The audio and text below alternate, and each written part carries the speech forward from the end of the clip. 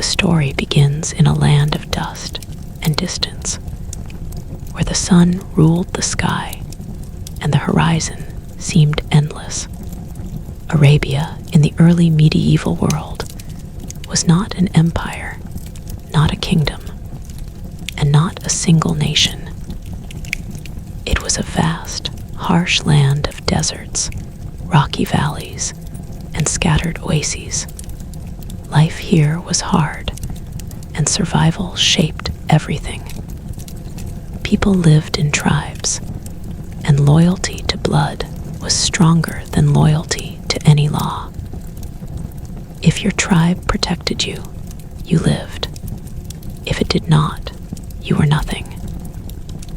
Caravans moved slowly across the sand, carrying incense, spices, leather, and silk.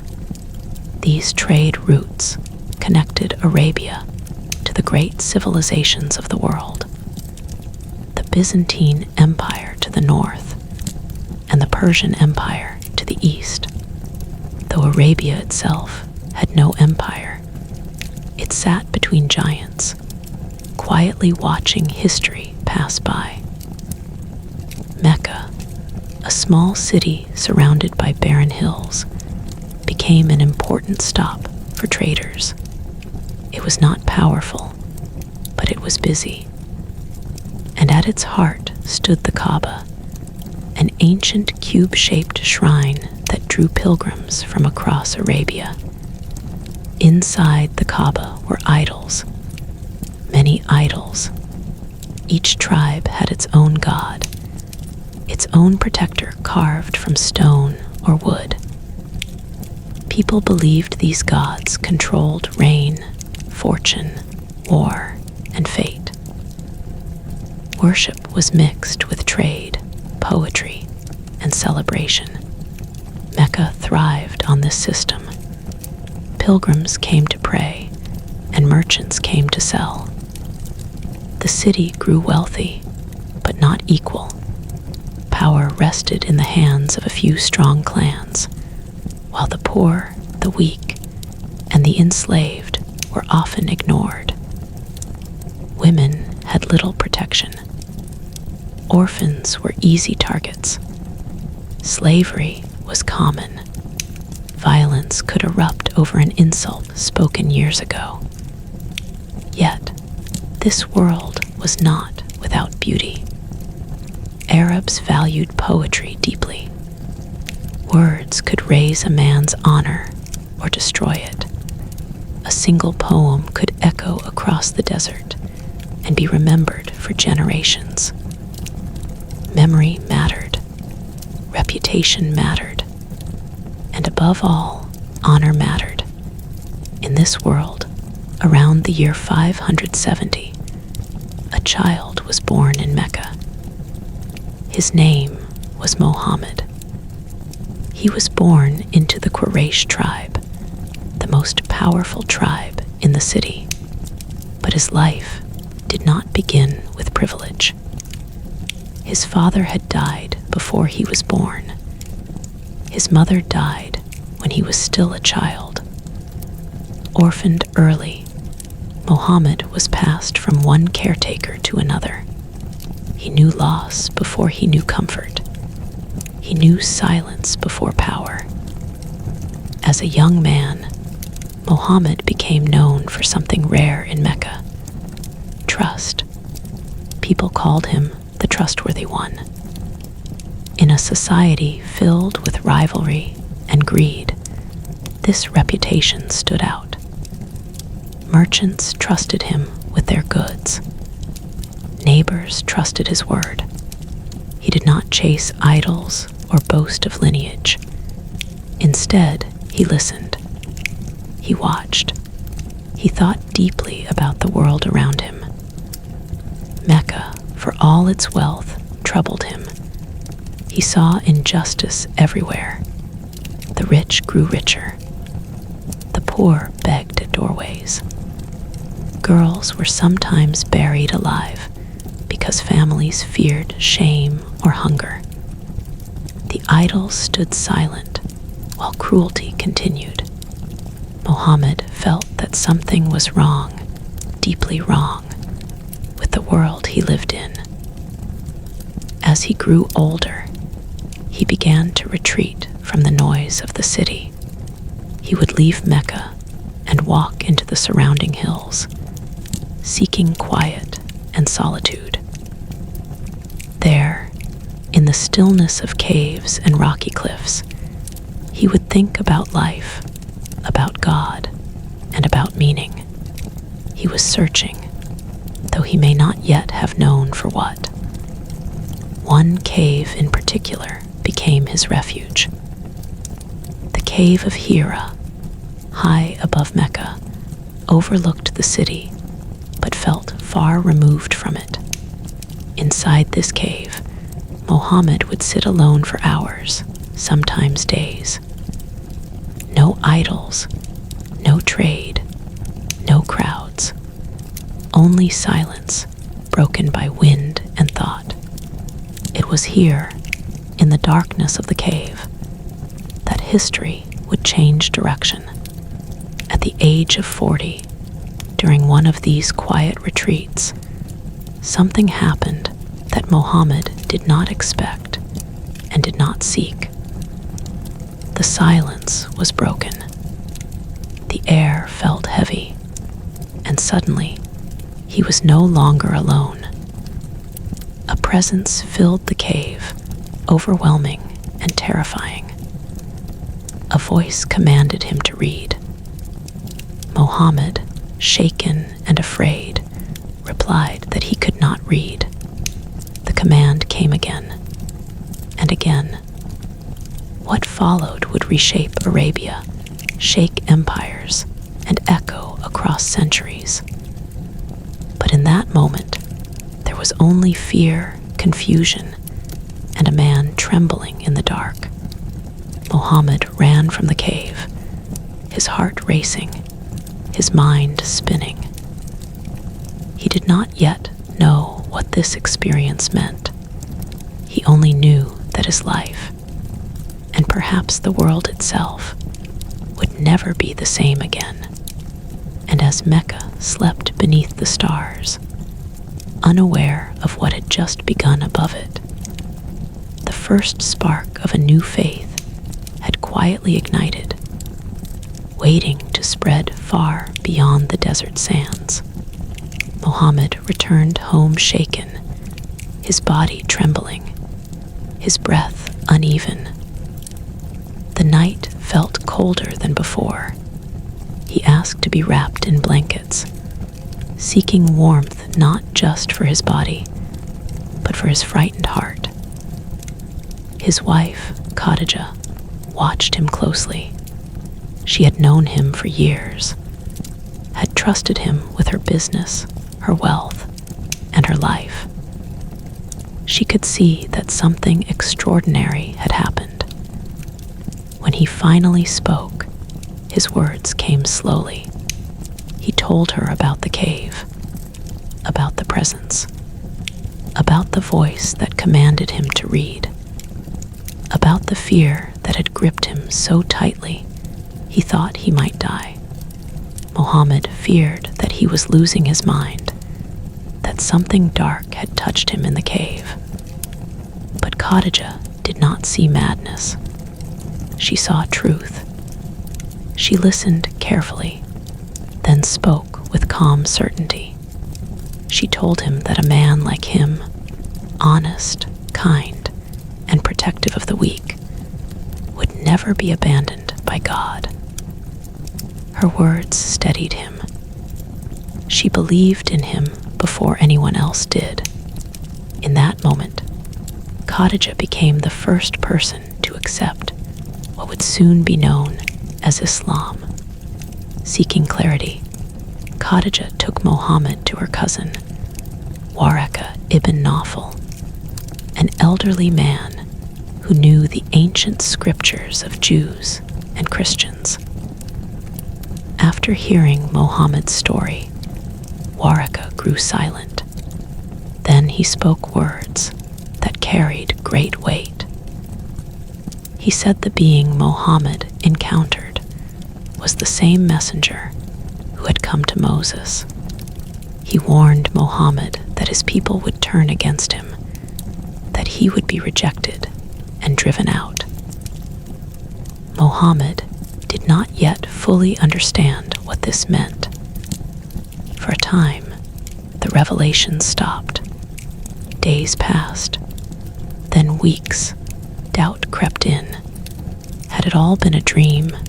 Had he imagined it? But then the voice returned. The message was clear now. There was only one God, not many, not idols of stone. One God who created all things, who watched all people, rich and poor alike. Mohammed was told that he was a messenger, chosen not for power or wealth, but for honesty and humility. His task was simple, yet dangerous. Warn people, call them to justice, and remind them that life did not end at death. At first, he shared this message quietly. He spoke to those closest to him. His young cousin Ali listened. His friend Abu Bakr listened. Slowly, carefully, a small circle formed. They prayed together in secret, away from mocking eyes. They learned verses as they were revealed, memorizing them word by word. These verses spoke of mercy, accountability, and a final judgment where no tribe or title would matter. But Mecca was not a city that welcomed change. The Quraysh leaders grew uneasy as whispers spread. One God meant no idols. No idols meant no pilgrims. No pilgrims meant no wealth. And worse, Muhammad's message challenged their authority. It said that the poor mattered, that slaves were human beings, that women had rights, that the strong would answer for how they treated the weak. At first, they laughed. They called Muhammad a poet, a storyteller, a man possessed. They thought ridicule would silence him, but his words did not fade. Instead, more people listened. Slaves, orphans, the forgotten. His message gave them dignity, and that terrified Mecca's elite. Pressure turned into cruelty. Those who followed Muhammad were insulted, beaten, and tortured. Some were dragged across hot sand under the burning sun. Others were denied food and protection. Families were torn apart, yet many refused to abandon their faith.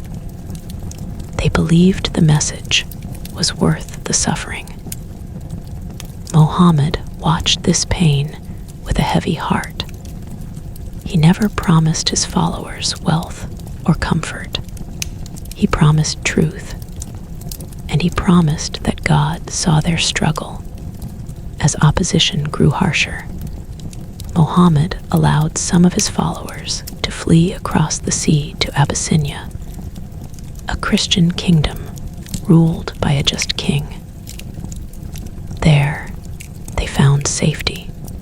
When Meccan leaders tried to bring them back, the king refused. He listened to verses from the new revelation and was moved. For the first time, Islam had stepped beyond Arabia. Back in Mecca, the situation worsened. The Quraysh enforced a brutal boycott against Muhammad's clan. No trade, no marriages, no social ties. They were pushed into a narrow valley, cut off from the city. For 3 long years, they endured hunger and isolation. Children cried from hunger. The elderly weakened. Yet Muhammad did not surrender. When the boycott finally ended, tragedy followed quickly. Khadija, his greatest support, died. Soon after, his uncle Abu Talib, who had protected him from physical harm, also passed away. Muhammad stood more alone than ever before. This year became known as the Year of Sorrow, but even in grief, the story did not end. One night, Muhammad experienced a journey unlike any other, a spiritual journey that strengthened his resolve and renewed his purpose. And with this renewed strength, he would soon face a decision that would change the course of history forever. As Mecca tightened its grip, a new path quietly began to open elsewhere, calling Muhammad toward a future no one yet understood. After the long years of pain in Mecca, after the loss of Khadija and Abu Talib, Muhammad stood at a crossroads. The city of his birth had become a place of danger. Every step he took was watched. Every word he spoke was twisted. The Quraysh leaders no longer argued with him. They plotted. They whispered in shadows.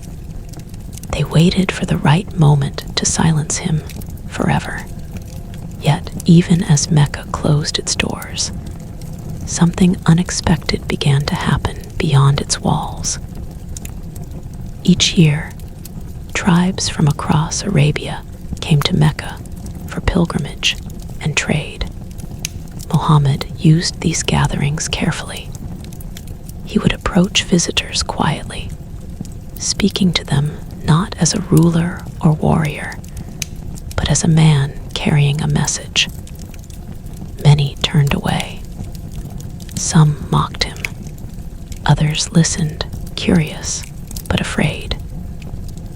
Then came a small group from a distant oasis town called Yathrib. Yathrib was different from Mecca. It was a farming city filled with palm trees and water wells.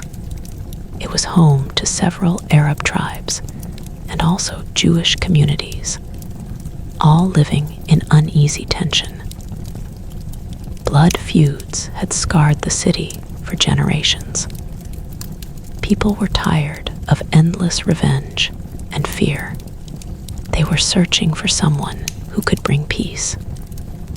When the men from Yathrib heard Muhammad speak, something felt familiar. They had heard Jewish neighbors speak of a coming prophet. Muhammad's words about one God, justice, and accountability struck deep. These men returned home carrying more than trade goods. They carried hope. The next year, they returned again, this time with more people. Under the cover of night, they met Muhammad secretly near Mecca. There, they pledged loyalty to him, not as a king, but as a guide and mediator. They promised to protect him as they would protect their own families. This moment would later be remembered as the second pledge of Aqaba, though at the time, it felt like a quiet agreement whispered in the dark. For Muhammad, this was a sign. Mecca was no longer safe. Yathrib was calling. But leaving Mecca was not easy. It was home. It held his memories, his ancestors, the Kaaba, and the message's birthplace. Still, staying meant death. The Quraysh soon learned of the pledges. Panic spread among them.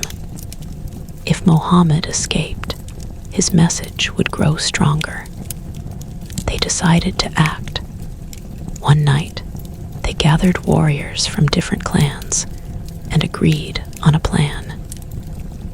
They would strike Mohammed together, so no single tribe could be blamed. Blood money would be impossible to collect. The problem would be solved forever. That night, Mohammed was warned. Quietly, without panic, he asked his cousin Ali to sleep in his bed, wrapped in his cloak. Then, while assassins waited outside his house, Mohammed slipped away into the darkness. He did not run toward Yathrib immediately. Instead, he hid in a cave south of Mecca with his close companion Abu Bakr. For 3 days, they remained hidden while search parties scoured the desert. At one point, pursuers stood at the cave's entrance. Abu Bakr feared the worst, but Mohammed remained calm. According to tradition, a spider's web and a bird's nest at the cave entrance convinced the searchers that no one could be inside. They turned away. When the danger passed, Mohammed and Abu Bakr began their journey north. This journey, known as the Hijra, was more than a migration. It was the birth of a new chapter in history. Years later, Muslims would mark time itself from this moment. When Mohammed reached Yathrib, the city welcomed him with open arms. People lined the streets, singing and cheering. For the first time, he was not a hunted man. He was a leader. Yathrib soon became known as Medina, the city of the Prophet.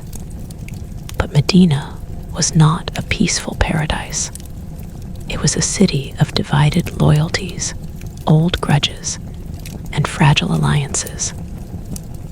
Mohammed's first task was not war, but unity. He brought together the city's tribes and communities, including Jews and Muslims, under a single agreement. This document, often called the Constitution of Medina, laid out rights and responsibilities. It declared that all members would defend the city together and respect each other's beliefs. For the first time in Arabia, loyalty was not based only on tribe, but on shared values and mutual protection. Mohammed also built a mosque, simple and humble. It was not just a place of prayer. It was a meeting hall, a school, and a shelter for the poor. Community life centered around it. The message of Islam now shaped daily life, not just private belief. But Mecca did not forget Medina. The Quraysh saw the growing Muslim community as a threat. Tension turned into open hostility. Trade routes were disrupted. Insults turned into skirmishes. And soon, the desert would witness battles that would test this new community's faith, discipline, and survival. The stage was set. A small group of believers stood against one of Arabia's most powerful tribes. And as the drums of conflict began to beat, the question loomed in the hot desert air. Could this fragile community survive what was coming next? The desert does not forget footsteps. Every movement leaves a mark. Every decision echoes longer than expected. In Medina, the Muslim community was growing, but so was the danger around it. Mecca watched closely. The Quraysh leaders felt humiliated. Mohammed had escaped their grasp. Worse, he had found protection, followers, and a city willing to stand with him. To them, this was not just a religious challenge. It was a political threat. Caravans were the lifeline of Mecca's wealth. They crossed the desert, carrying goods north and south, passing near Medina. For the Muslims, many of whom had lost everything when they fled Mecca, these caravans represented stolen property and injustice. Years of persecution had left deep scars. Tension hung heavy in the air, thick as desert heat before a storm. Then came the moment that would change everything. A large Meccan caravan was returning from Syria, heavily guarded and rich with goods. Mohammed and his followers set out, not expecting a full battle, but seeking leverage. What they did not expect was that Mecca would send an army to protect the caravan. Nearly 1,000 armed men marched into the desert. The Muslims numbered just over 300, poorly equipped, lightly armored. Many had never fought before. They met near a place called Badr. The night before the battle was tense and quiet. Some prayed, some wept, some wondered if this would be their last sunrise. Mohammed walked among them, calm but serious. He reminded them that victory did not come from numbers or weapons, but from resolve and faith. At dawn, the desert watched as two unequal forces faced each other. The battle was short but fierce. Dust rose, steel clashed, cries echoed across the sand. Against all expectations, the Muslims won. Mecca's army retreated, shocked and wounded. Leaders who had once mocked Muhammad lay defeated. For the first time, Arabia saw that this new community was not weak. The victory at Badr sent shockwaves across the region. Tribes began to pay attention. Some felt fear.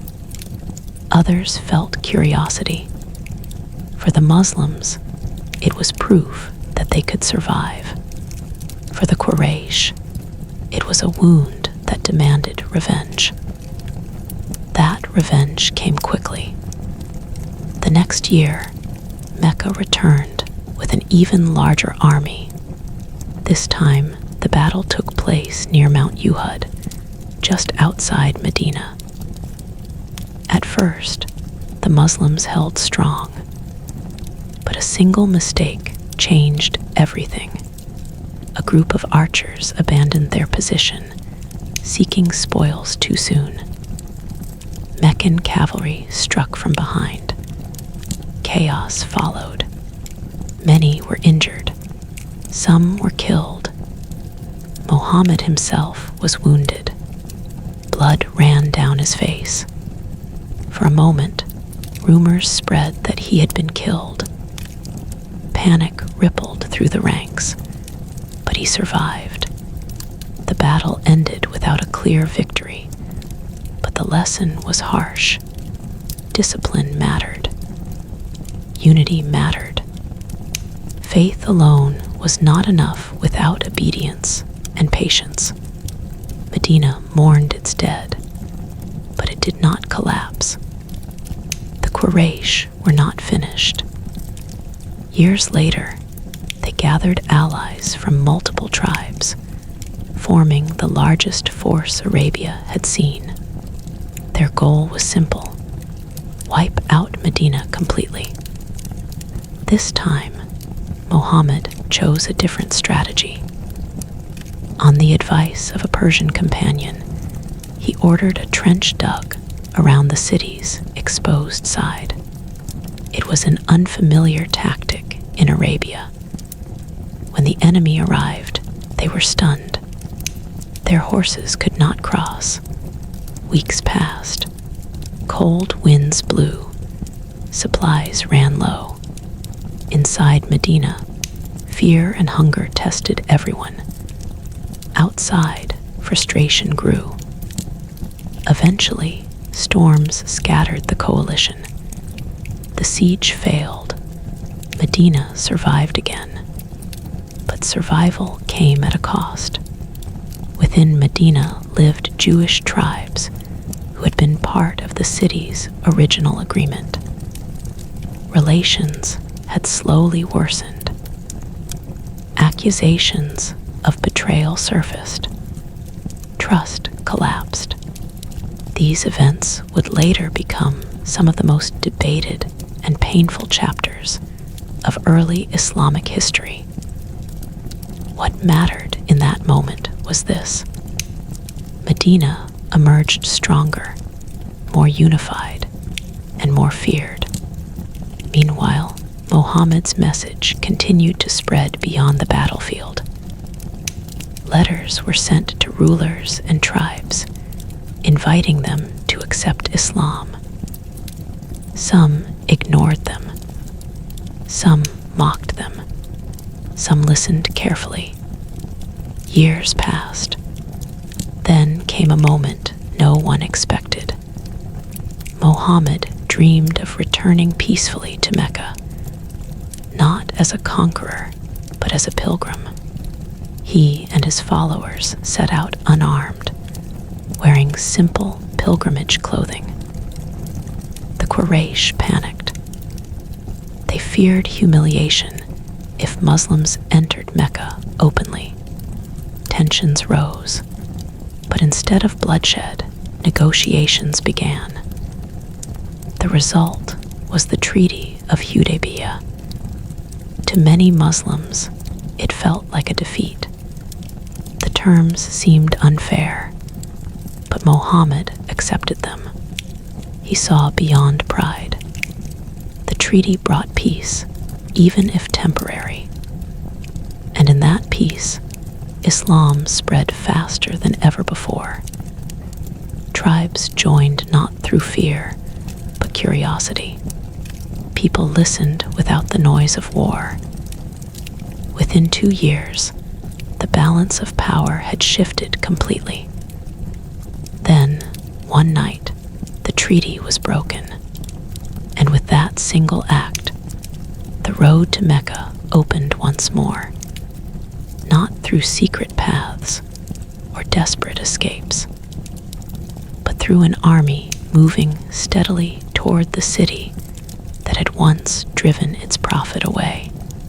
The desert air carried a strange silence as the army moved.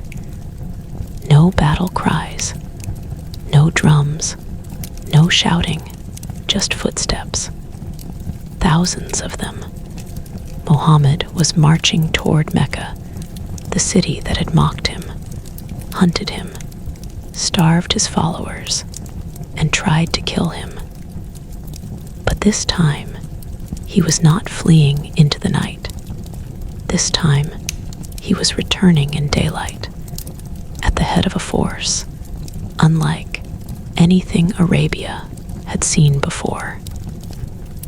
Nearly 10,000 people followed him. For the Quraysh, the reality hit slowly, then all at once. Their treaty had been broken by their own allies. The agreement that had kept peace was gone. Now the Muslims were coming, and there would be no stopping them. Panic spread through Mecca. Some prepared weapons. Others knew resistance would mean destruction. Muhammad, however, had no desire for bloodshed. As the army approached, he gave clear orders. No fighting unless attacked. No revenge. No destruction. This was not a march of rage. It was a march of return. Mecca lay quiet beneath the surrounding hills. Fires burned across the desert as the Muslim army camped, their numbers glowing like stars fallen to earth. When Quraysh scouts saw the scale of the force, fear settled deep in their bones. One of Mecca's leaders, Abu Sufyan, was brought before Muhammad. Years earlier, he had been one of Islam's fiercest enemies. Now he stood powerless. Muhammad spoke calmly. He did not threaten. He did not boast. He offered safety. Anyone who stayed inside their homes would be safe.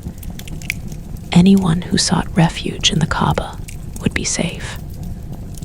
Anyone who laid down their weapons would be safe. At dawn, the army entered Mecca. There was no battle. People watched from doorways as the Muslims walked through the streets. Many expected revenge. They remembered the years of cruelty, the insults, the torture, the exile. But what they saw instead was restraint, discipline, silence. Muhammad entered the city with his head lowered, not raised in pride. When he reached the Kaaba, he circled it slowly. Then, one by one, the idols were destroyed. With each fall, a verse was spoken, declaring that truth had come and falsehood had vanished. The shrine that once held hundreds of gods was returned to the worship of one. Then came the moment everyone feared and waited for. Muhammad gathered the people of Mecca, the same people who had driven him out, who had killed his companions, who had hunted him across the desert. He asked them what they thought he would do. They expected punishment. Instead, he forgave them. "Go," he said. "You are free." That single act reshaped Arabia more than any battle ever could. Hearts changed where swords could not. Many who had resisted Islam for years now embraced it, not out of fear, but out of awe. Mecca fell, but it did not burn. It transformed. After the conquest, Muhammad did not remain in Mecca as a king. Medina was still the center of the Muslim community, but Mecca had become the spiritual heart of Islam. Pilgrimage returned, now centered on monotheism. Old tribal rivalries slowly gave way to a broader identity. Yet peace did not mean the end of struggle. Arabia was vast, and not all tribes welcomed change. Some saw Islam as a threat to their traditions and power. Battles followed, including fierce clashes at Hunain and the siege of Taif. These were not easy victories. At Hunain, overconfidence nearly led to disaster. The Muslims were briefly overwhelmed, reminding them once again that numbers alone did not guarantee success. But momentum could not be stopped. Tribes across Arabia began sending delegations to Medina. Some came to debate. Some came to negotiate. Many came to accept Islam. This period became known as the Year of Delegations. Arabia was uniting, not under a crown, but under belief.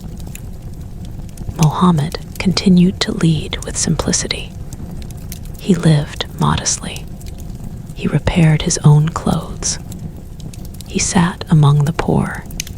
He rejected titles of kingship. His authority came from trust, not fear. As years passed, his health began to fade. He sensed his time was nearing its end. During his final pilgrimage, standing before tens of thousands, he delivered a farewell message. He spoke of equality, that no Arab was superior to a non-Arab, that no white person was superior to a black person, that men and women had rights over each other, that life and property were sacred. It was a message far ahead of its time. Shortly after returning to Medina, Muhammad fell ill. The city grew quiet. Whispers filled the streets. When he passed away in 632, shock spread like fire. Many could not believe it. Some refused to accept it. But Muhammad had never claimed to be eternal. He had delivered a message, and now that message would be carried by others. Yet his death left a dangerous question hanging in the air. Who would lead now? The answer to that question would shape the future of Islam, ignite conflicts, build empires, and leave divisions that still echo through history. And as Arabia stood united for the first time, the world beyond its borders remained unaware that a new force was about to surge outward, faster and farther than anyone could have imagined. The silence after Muhammad's death was heavier than any battlefield. Medina felt hollow, like a body without a heartbeat. People who had followed him for decades stood frozen, unable to understand how the man who had changed everything was suddenly gone. Some wept openly. Others sat in stunned quiet. A few even denied reality, convinced that he would return. But history does not pause for grief. Almost immediately, a dangerous question rose from the silence. Who would lead now? Muhammad had not ruled as a king. He had not left behind a throne, a palace, or a clear line of succession. His authority had come from revelation, character, and trust. Now that he was gone, the young Muslim community stood at the edge of uncertainty. Without leadership, unity could shatter. And in Arabia, division always led to bloodshed. As Muhammad was being prepared for burial, a group of leaders gathered urgently. They knew delay could mean disaster. Tribes across Arabia had only recently joined Islam. Some had pledged loyalty more to Muhammad himself than to the faith. If leadership collapsed, Arabia could fall back into chaos. After intense discussion, the community chose Abu Bakr. He was one of Muhammad's earliest companions, a close friend, a man known for calm judgment and humility. He did not seek power. In fact, he hesitated to accept it, but he understood what was at stake. The title given to him was simple: Caliph, meaning successor, not prophet, not king, just caretaker of the community. Abu Bakr's first speech set the tone for everything that followed. He reminded the people that Muhammad was mortal, but God was eternal. He asked for obedience only as long as he obeyed God. It was a fragile beginning, but it held. The challenges came immediately. Across Arabia, tribes began to break away. Some refused to pay the charity tax that supported the community. Others followed new leaders who claimed to be prophets themselves. Old loyalties resurfaced. Many believed Islam had ended with Muhammad's death. Abu Bakr refused to let the community fracture. Despite his gentle nature, he made a hard decision. He would fight to preserve unity. These conflicts became known as the Ridda Wars, the Wars of Apostasy. Muslim forces moved across Arabia, facing tribes that had once been allies. These were not glorious wars of expansion. They were painful, brother against brother struggles.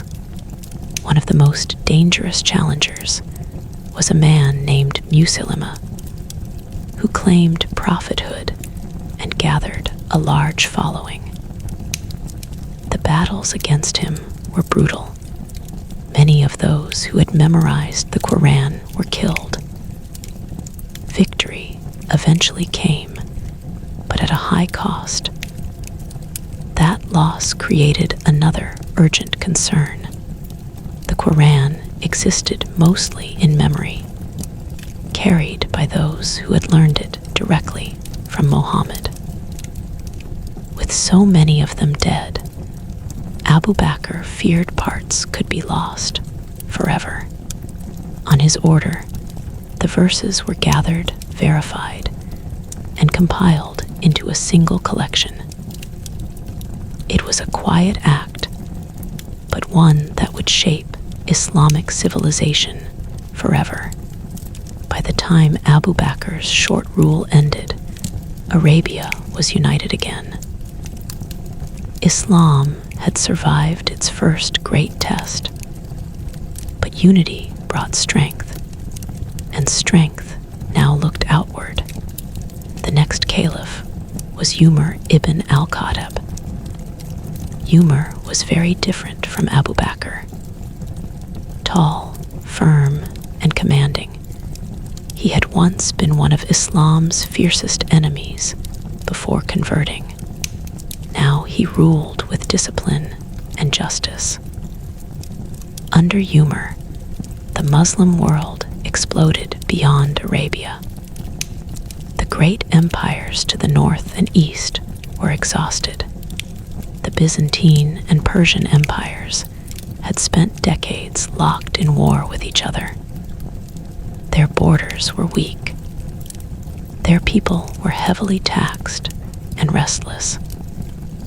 Muslim armies moved with speed and purpose. They did not march as conquerors seeking luxury. They moved with strict codes. Civilians were not to be harmed. Religious sites were to be respected. Forced conversion was forbidden. Within a few years, Syria fell. Then Jerusalem. When Jerusalem surrendered, Umar himself traveled to the city. He entered humbly, dressed simply, refusing royal treatment. When prayer time came, he declined to pray inside a Christian church, fearing it might later be taken from its owners. His actions left a deep impression on the city's people. Then came Egypt, then Persia. The Persian Empire, ancient and proud, collapsed entirely. Its capital fell. Its king fled. A civilization that had ruled for centuries was swept away in a generation. Yet Persian culture did not disappear. It blended into the growing Islamic world, shaping administration, art, and thought. Umar ruled firmly, but fairly. He walked the streets at night to see how people lived. He held governors accountable. He punished corruption. He lived simply, even as wealth poured into the treasury. But power always brings danger.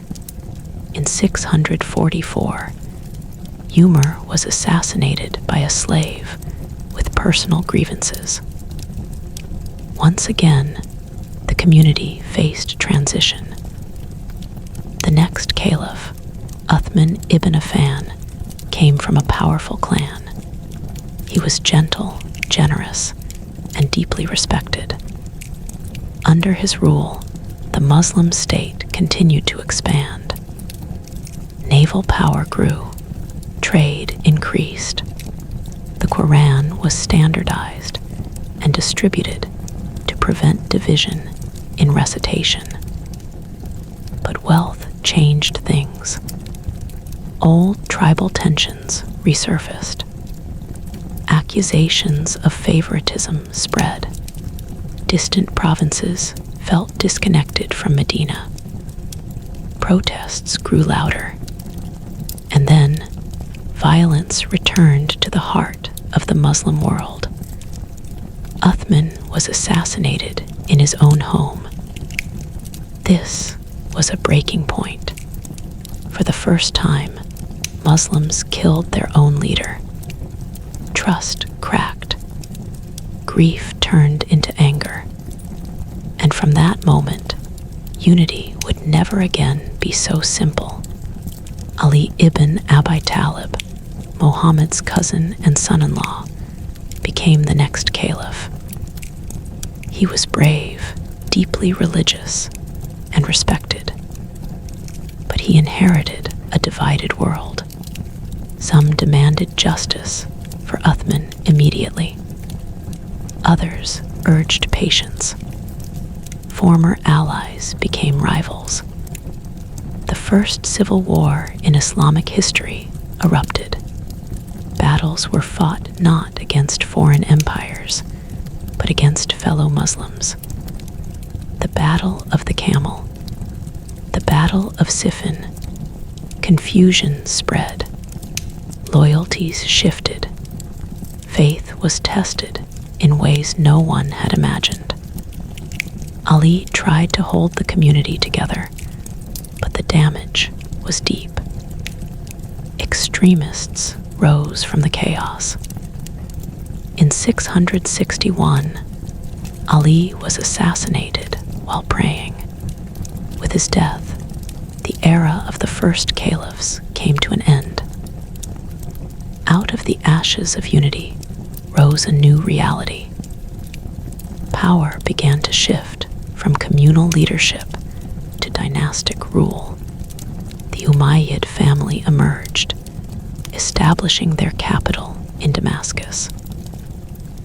The Muslim world entered a new phase, one of empire, administration, and expansion on a scale never seen before. But beneath the surface, unresolved wounds remained. Questions of leadership, legitimacy, and justice would continue to shape Islamic history for centuries. And as the borders of the Islamic world stretched from Spain to Central Asia, the story was no longer just about faith in the desert. It was now about civilization, power, culture, and the long shadow of choices made in moments of grief and fear. When the dust of civil war finally settled, the world of Islam was no longer the same. The age of simple leadership, where a caliph lived like an ordinary man and ruled from the heart of Medina, had ended. A new era began quietly, but firmly, shaped by power, family, and empire. At its center stood the Umayyads. The Umayyad dynasty did not rise through sudden conquest. It rose through exhaustion. People were tired of chaos. They wanted stability, even if it came at a cost. Muawiyah ibn Abi Sufyan, the governor of Syria, understood this better than anyone. He had ruled Syria for years with discipline and efficiency. His armies were loyal. His administration was strong. And after the death of Ali, there was no force left strong enough to challenge him. Muawiyah became caliph. With him, the capital of the Muslim world moved from Medina to Damascus.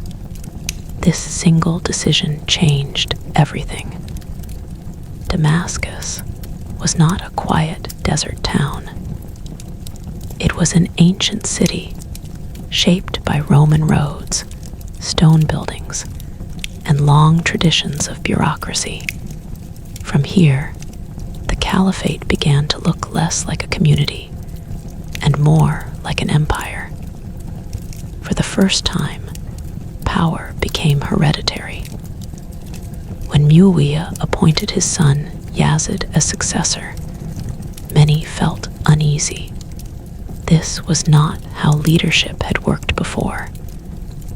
The caliph was no longer chosen through consensus. He was born into power. Some accepted this change as necessary.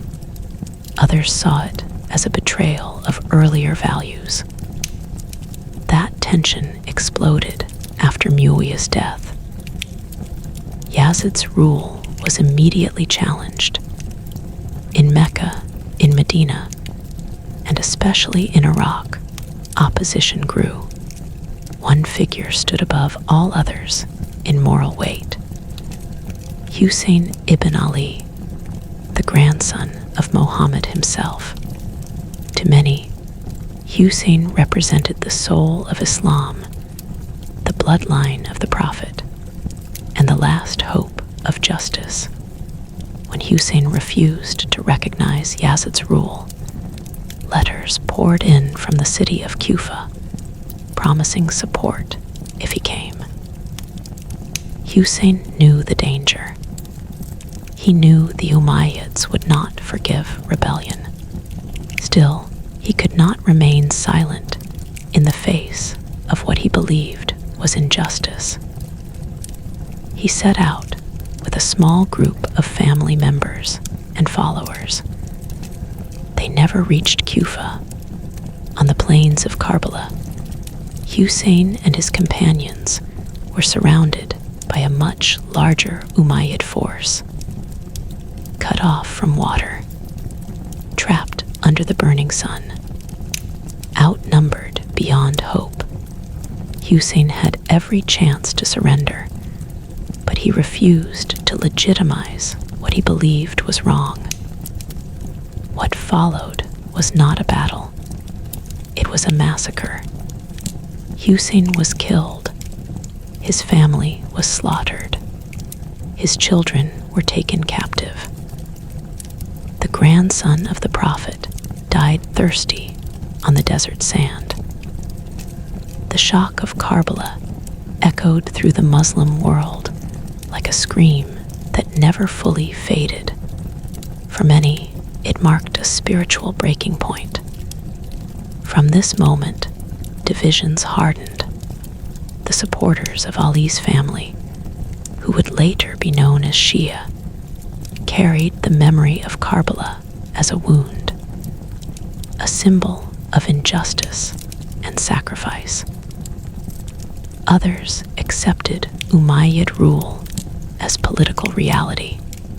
Islam had fractured, not in belief in God, but in memory, loyalty, and leadership.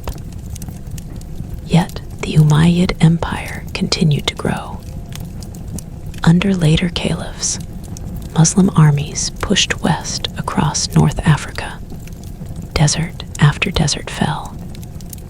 Old Roman cities opened their gates. Local populations, burdened by heavy taxes and weak rulers, often accepted Muslim rule with little resistance. In many places, life improved. Taxes were lower.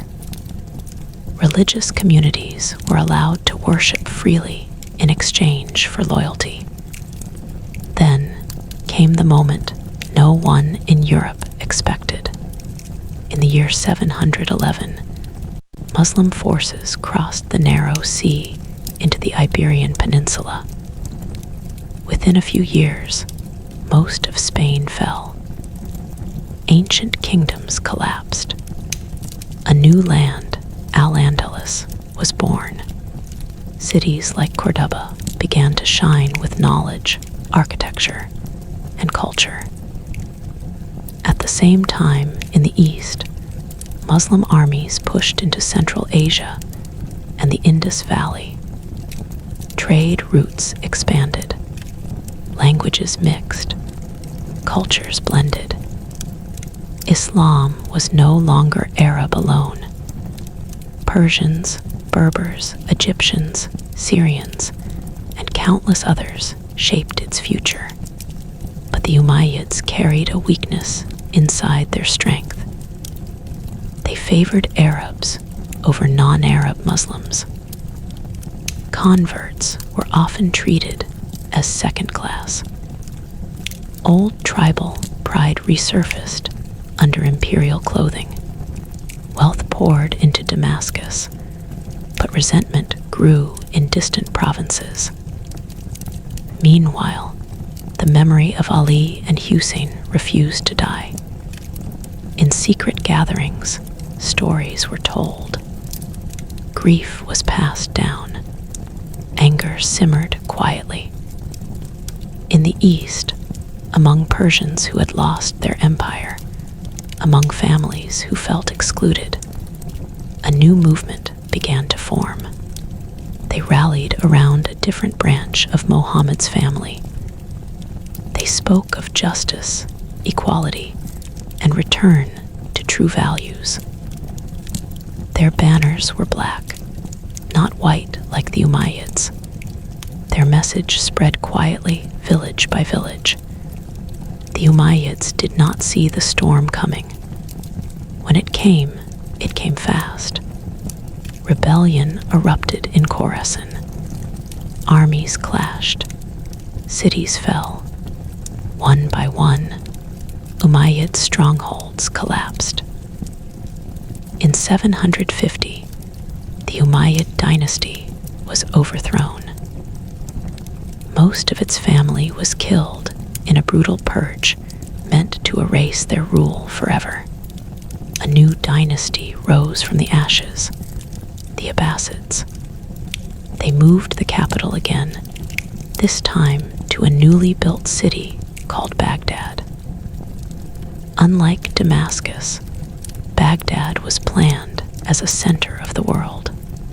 It sat near ancient Persian lands, at the crossroads of trade and ideas.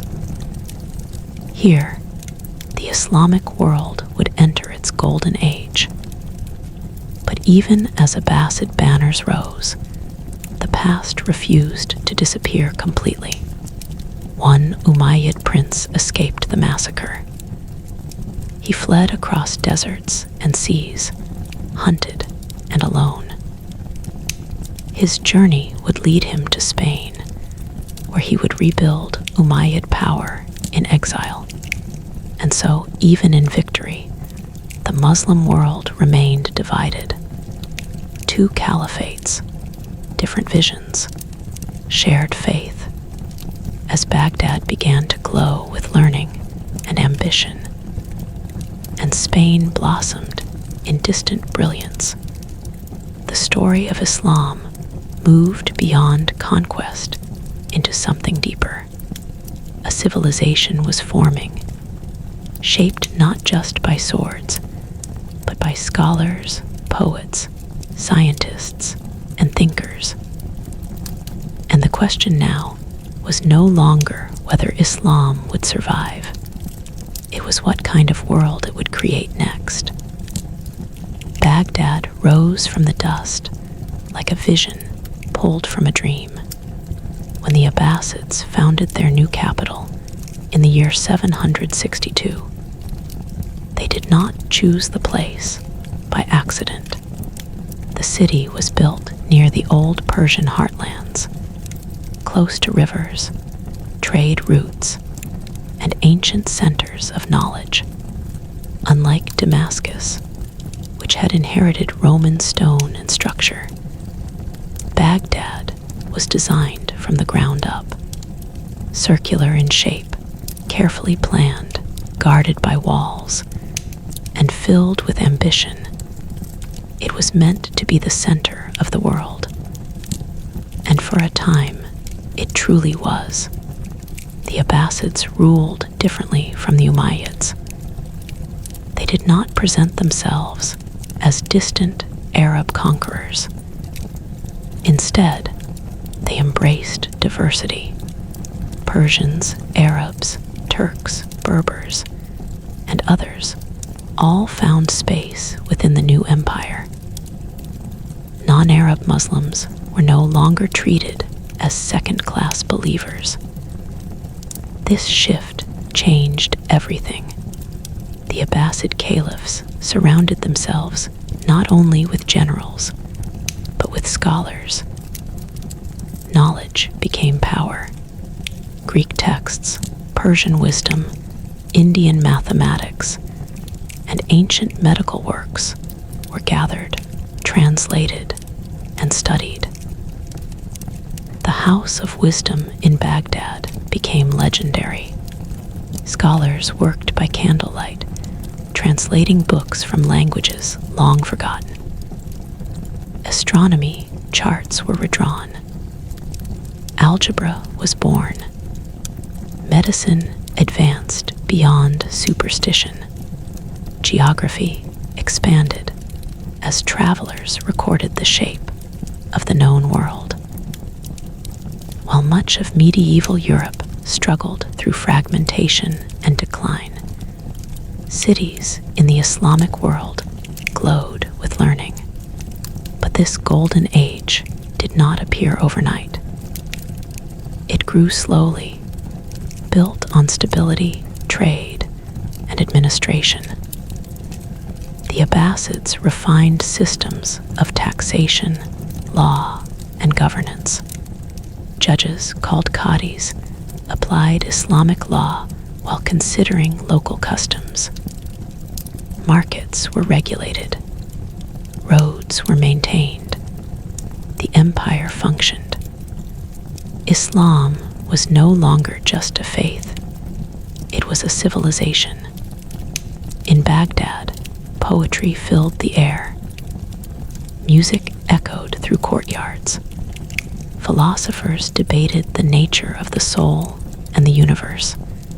Some asked dangerous questions. How did reason fit with revelation? Could faith and logic coexist?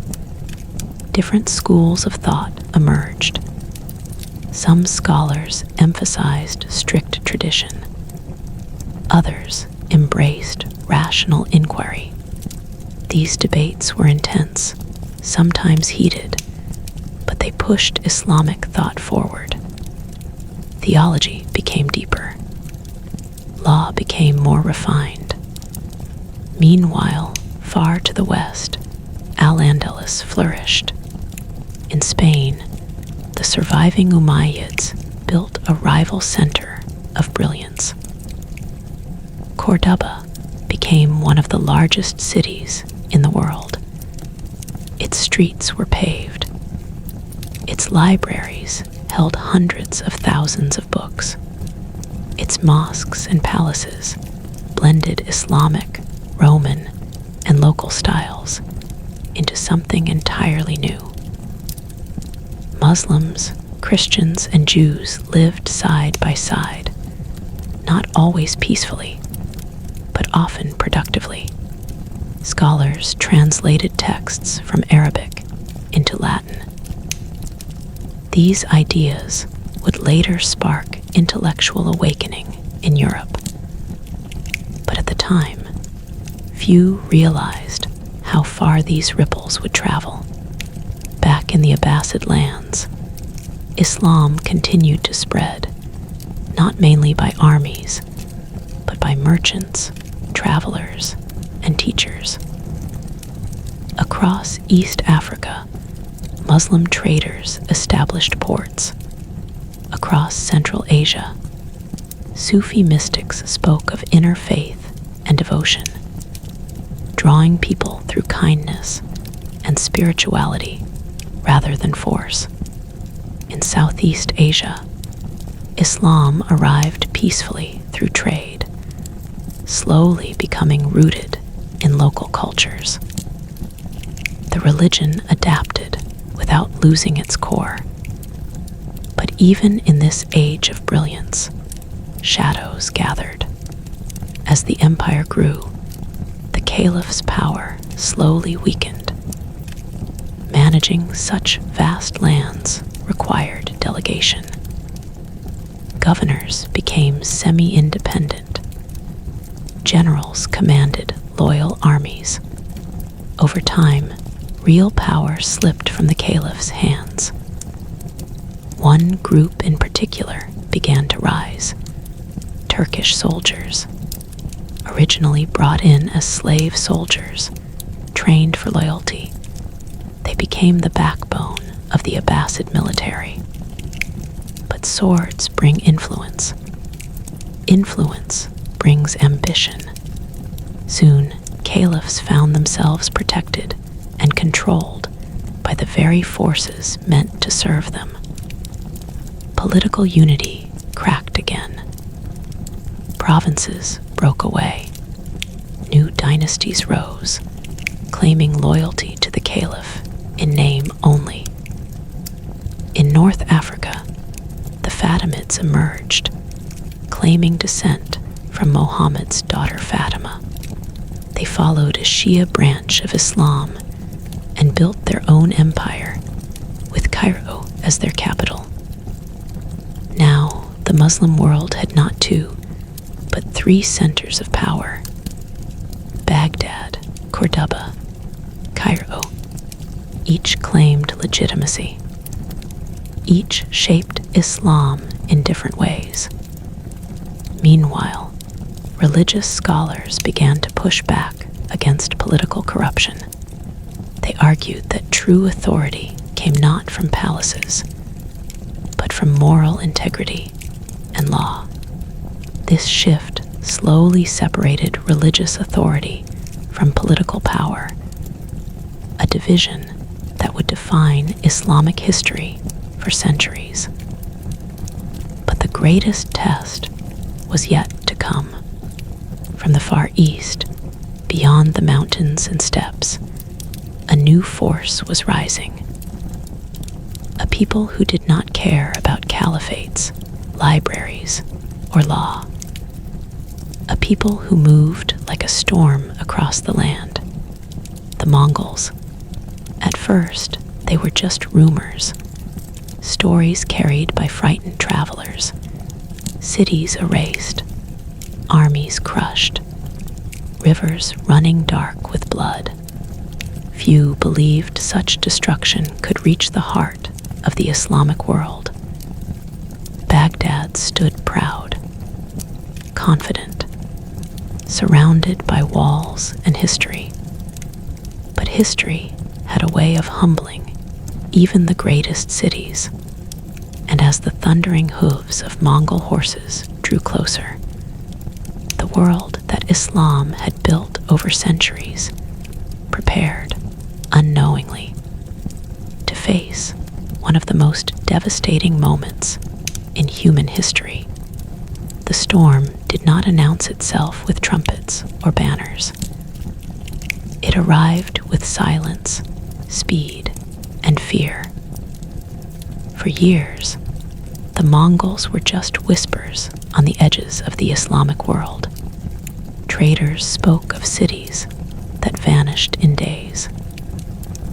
Refugees told stories that sounded impossible. Entire populations wiped out. Armies crushed as if they were nothing.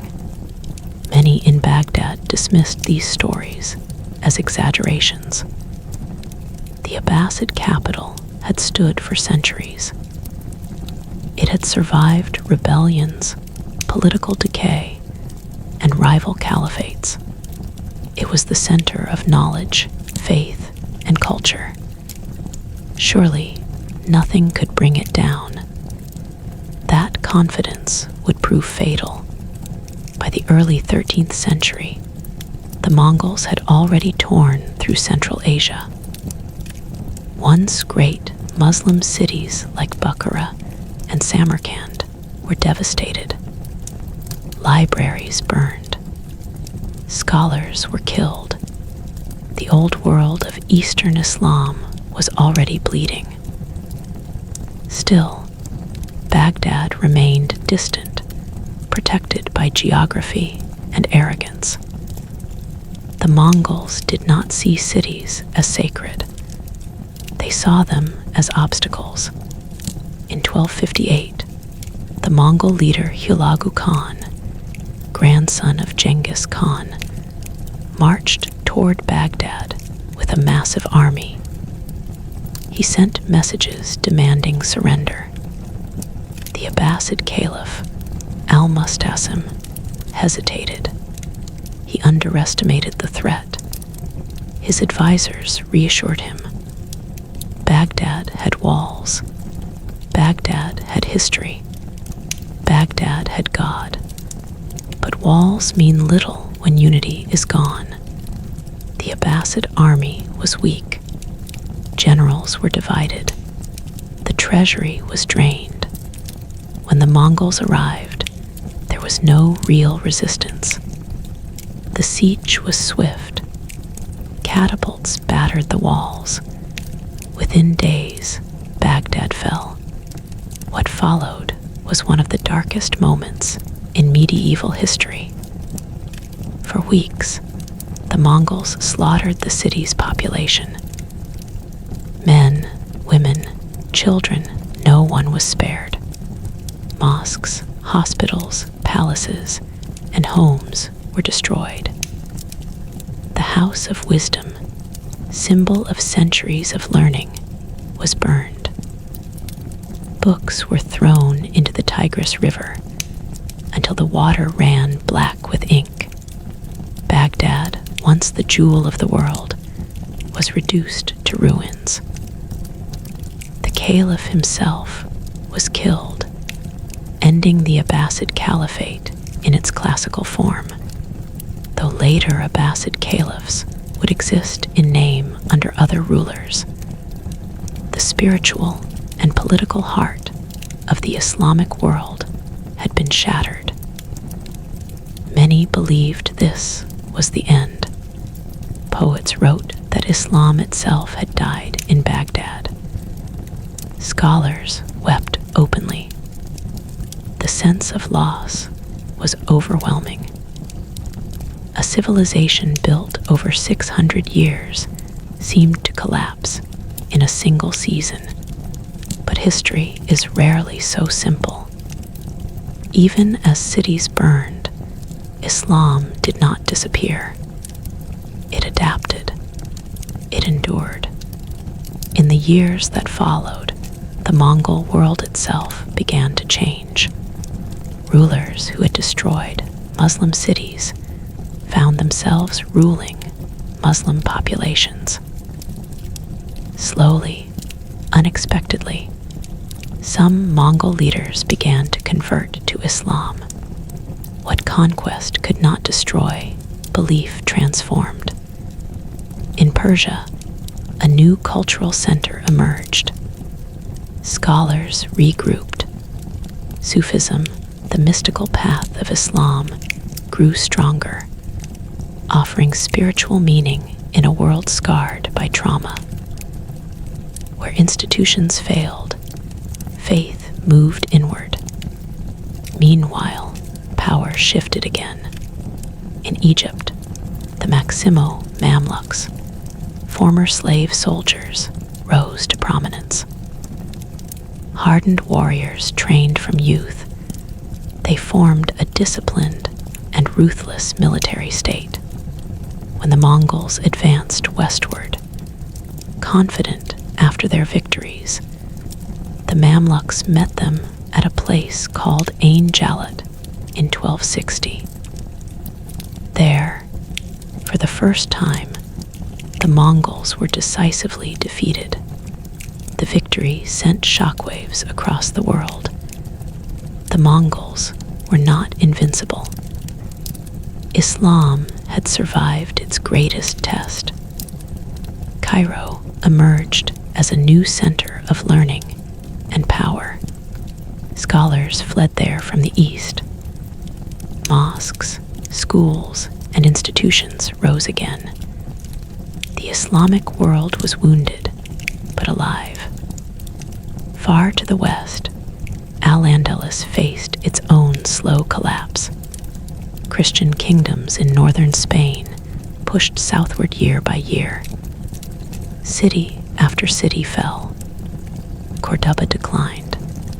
Toledo, Seville, and others were lost.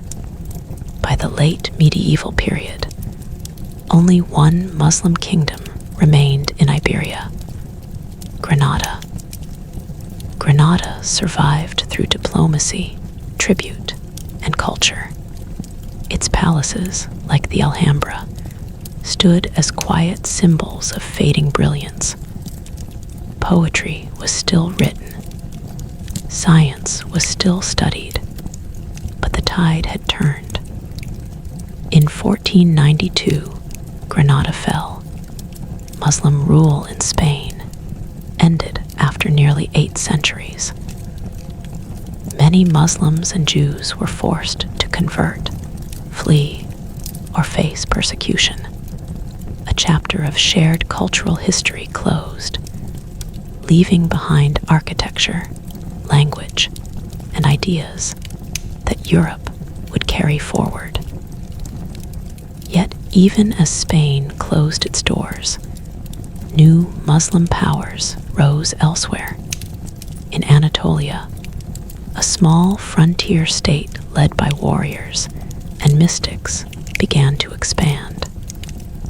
They were called the Ottomans. At first, few paid attention to them.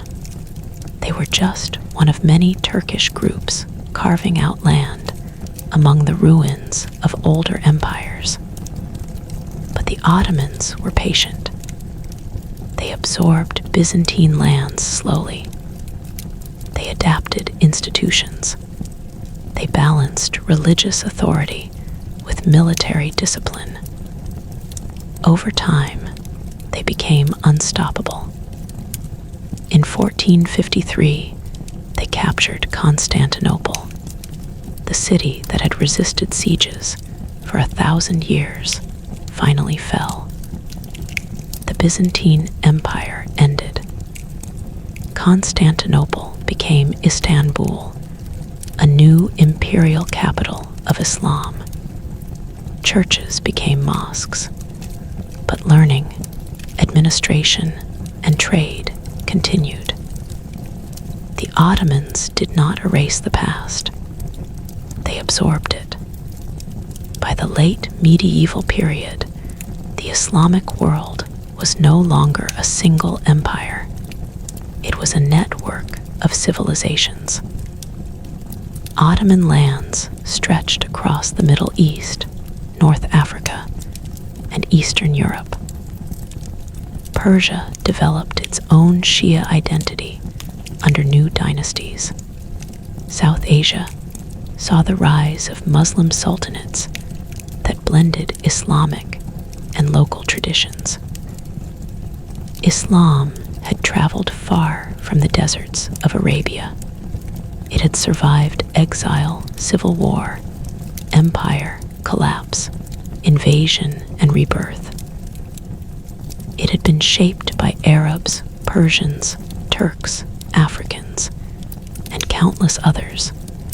Its political forms changed again and again, but its core belief remained. One God, accountability, justice, mercy. And as the medieval world slowly gave way to a new age of gunpowder, exploration, and global empires, Islam stood not as a memory of the past, but as a living force, ready to shape the future once more. The question now was not whether Islam would endure history. It was how it would face the modern world that was beginning to rise beyond the medieval horizon. By the time the 15th century was coming to a close, the Islamic world had become something far greater and more complex than Mohammed could have ever imagined during those first years in Medina. From a small community of exiles and refugees, it had grown into a vast and multifaceted civilization, spanning continents, languages, and cultures. The deserts of Arabia, once the cradle of a single prophet's mission, had given birth to an empire that stretched from the Iberian Peninsula in the west to the banks of the Indus in the east. Yet, despite all its victories, expansions, and intellectual achievements, the world of Islam had been repeatedly tested by internal divisions, political ambition, conquest, and foreign invasion. It had survived, but not without scars, and these scars were now deeply etched into its collective memory. In the west, Al-Andalus, the Muslim kingdom in Spain, was reaching the end of its long journey. For centuries, it had been a beacon of culture, learning, and tolerance, where Muslim, Jewish, and Christian communities coexisted, and knowledge flowed freely. Cities like Cordoba and Granada were legendary for their libraries, palaces, and centers of learning. Scholars from across the Mediterranean traveled there to study medicine, astronomy, and philosophy. Poets sang of gardens, rivers, and the stars. Architects carved mosques, fountains, and palaces that seemed to capture the very essence of paradise. But even paradise has its limits. The Christian kingdoms of Castile, Aragon, and Portugal had been slowly pressing southward for decades.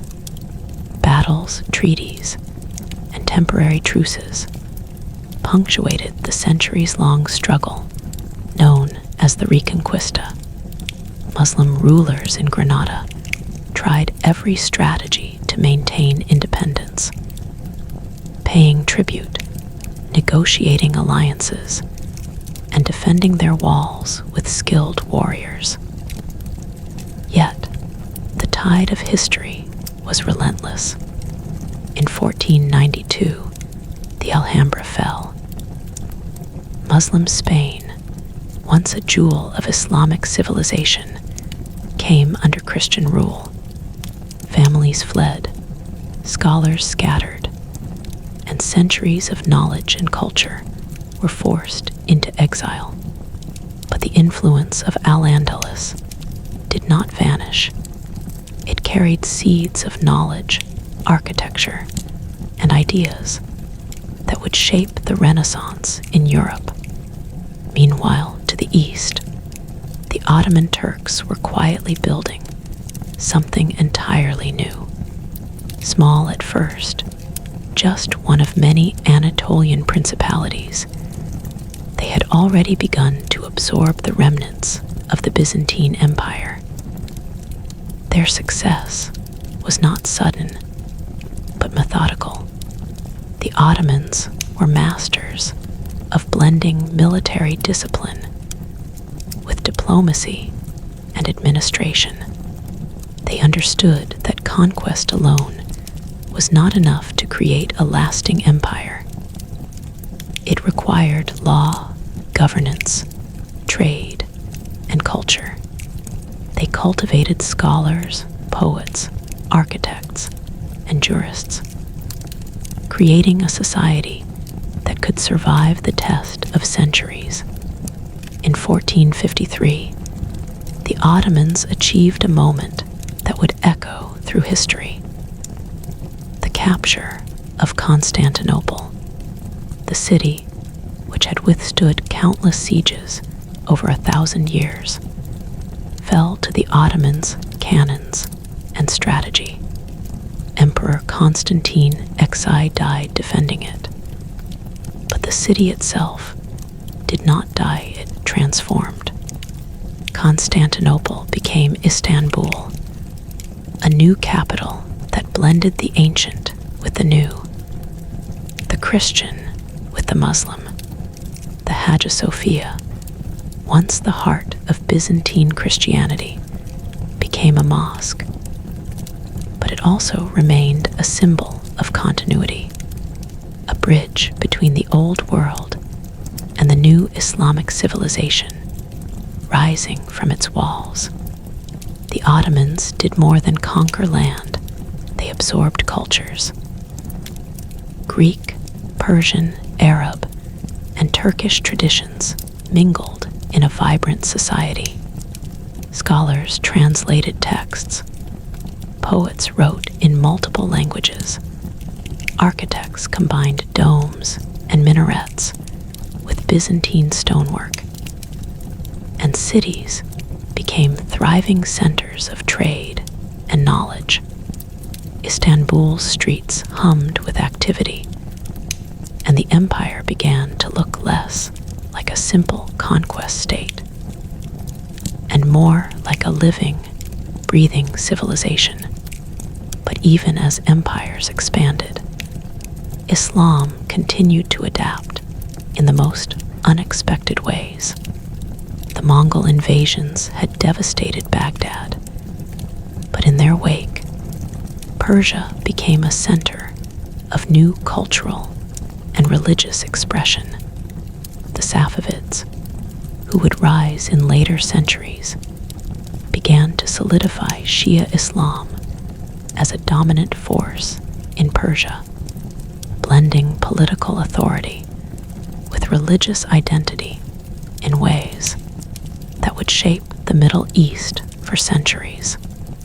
In India, Muslim sultanates flourished, blending Islam with local traditions, languages, and art.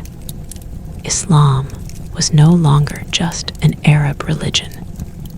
It had become a global civilization, capable of bending to the cultures it touched without losing its core. Throughout all of this, trade was the invisible force binding the Islamic world together. From the bustling ports of the Red Sea to the markets of Baghdad and Cairo, from the riverine cities of Persia to the coastal towns of India and Southeast Asia, merchants carried not just goods, but ideas. Spices, textiles, books, maps, and religious texts traveled vast distances. Knowledge flowed faster than armies. Mathematics, astronomy, medicine, and philosophy were shared, translated, and adapted, creating an interconnected network of learning that spanned continents. Sufism, the mystical dimension of Islam, also gained prominence during these centuries. In a world scarred by war, conquest, and political strife, Sufi saints and teachers offered a personal, spiritual path. Their poetry, music, and devotion inspired millions. The teachings of love, mercy, and inner discipline spread widely, offering solace to those who had witnessed the horrors of war or the collapse of cities. Sufi lodges and centers became hubs of social, cultural, and spiritual life, bridging the gaps left by fractured politics. And yet, even in this period of intellectual flourishing and territorial expansion, the seeds of future challenges were being sown. The sheer size of the empires made them difficult to govern. Governors grew powerful, sometimes acting as independent rulers. Military elites like the Mamluks or the Janissaries in the Ottoman world wielded influence that could rival the caliph himself. Religious scholars debated endlessly over interpretation, law, and leadership. Disagreements that had once been local now had implications across continents. Despite these challenges, Islam had proven its resilience. From the deserts of Arabia to the palaces of Cordoba, from the libraries of Baghdad to the courts of Istanbul, it had survived exile, persecution, civil war, foreign invasion, and political fragmentation. Each trial had left its mark, but each had also strengthened the faith and the civilization built upon it. By the end of the medieval period, Islam was no longer just a religion, it was a world, a civilization defined not by a single caliph, city, or empire, but by a living network of communities, ideas, and cultures. It had created cities of splendor, libraries of unparalleled knowledge, armies of formidable power, and spiritual paths that spoke directly to the human heart. It had survived empires rising and falling, invasions, massacres, betrayals, and internal strife. Yet through it all, the principles Mohammed had preached in the deserts of Arabia, faith, justice, mercy, and the pursuit of knowledge, remained alive, shaping the lives of millions. And as the medieval world faded into the dawn of the modern age, the Islamic world stood poised at a crossroads. Its cities, scholars, and institutions would soon face new challenges. The rise of European empires, the advent of global trade, the spread of new technologies, and the pressures of political centralization. Yet the legacy of the medieval Islamic world, its resilience, adaptability, and creativity, remained a foundation that could never be destroyed. The story of Islam's rise in the medieval era is not just a story of battles or empires. It is a story of human endurance, intellect, and spirit. From a single man's vision in the deserts of Arabia, it grew into a force that reshaped continents, bridged cultures, and inspired generations. The footprints of this era remain in the cities, the knowledge, and the hearts of millions, whispering the lessons of faith, resilience, and the boundless possibilities of human ambition. Even now, as we look across the centuries, we see the echoes of those first deserts, the small communities in Medina, the victories and defeats, the bloodshed and the learning. Every mosque, every library, every poem, every law, all of it carries the memory of the journey that began with a man and his followers facing unimaginable odds. And in those echoes, one can still hear the quiet, persistent voice that started it all. A call to believe, to endure, and to rise, no matter how vast the challenges ahead. The medieval rise of Islam was more than a history. It was the making of a world, a civilization, and a legacy that continues to shape the course of human history even today. As the medieval centuries progressed, the Islamic world faced a transformation unlike any it had seen before. The rise and fall of dynasties, the ebb and flow of armies, and the spread of knowledge across continents had created a civilization both vast and complex. By the late 15th and early 16th centuries, Islam had endured the Mongol invasions, civil wars, and the collapse of kingdoms. Yet it remained vibrant, resilient, and adaptive. Its survival was no accident. It was the result of centuries of culture, faith, and human ingenuity. In the East, Persia had recovered from the Mongol devastation. Cities like Tabriz, Isfahan, and Shiraz rose from the ruins, slowly reclaiming their status as centers of art, learning, and governance. Persian scholars preserved texts in medicine, mathematics, philosophy, and literature, while Persian poets like Hafez and Sadi infused the culture with profound beauty, exploring themes of love, devotion, and the human soul. These works did not merely entertain, they shaped the spiritual and cultural identity of the Islamic world. Sufism, with its focus on inner transformation and mystical experience, flourished alongside more orthodox practices, offering solace to a world still scarred by conflict. The Safavid dynasty, which would dominate Persia in the 16th century, began to consolidate power, emphasizing the Shia branch of Islam.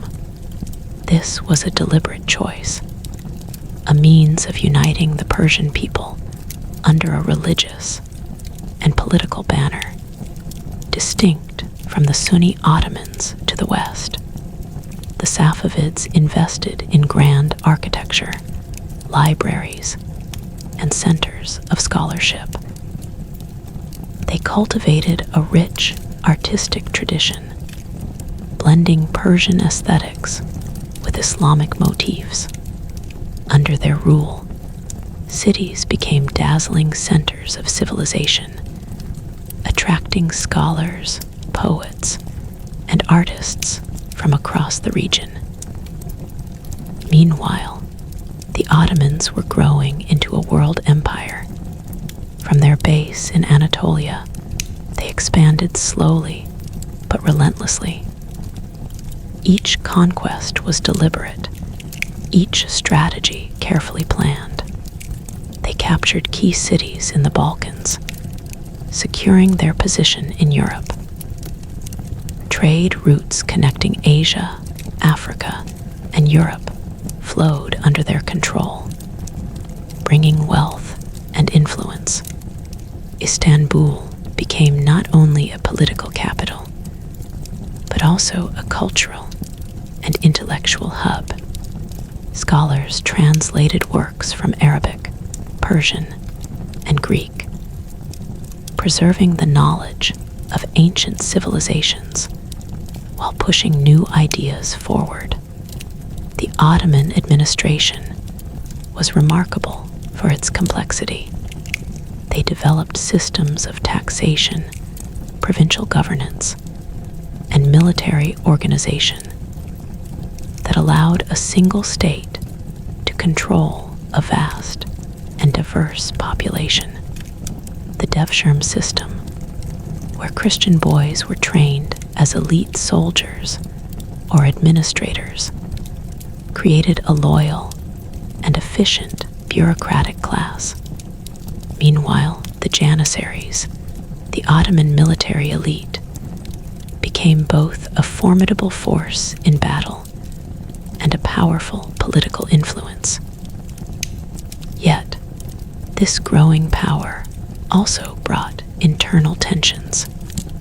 Governing such a vast empire meant balancing local autonomy with central authority. Religious scholars, ulama, held significant sway, interpreting law and shaping public morality. Merchants and urban elites demanded representation. Military leaders wielded influence far beyond the battlefield. Managing these competing forces required skill, diplomacy, and sometimes ruthless action. The Islamic world during this era was also increasingly connected to the wider global stage. Trade routes expanded further than ever before.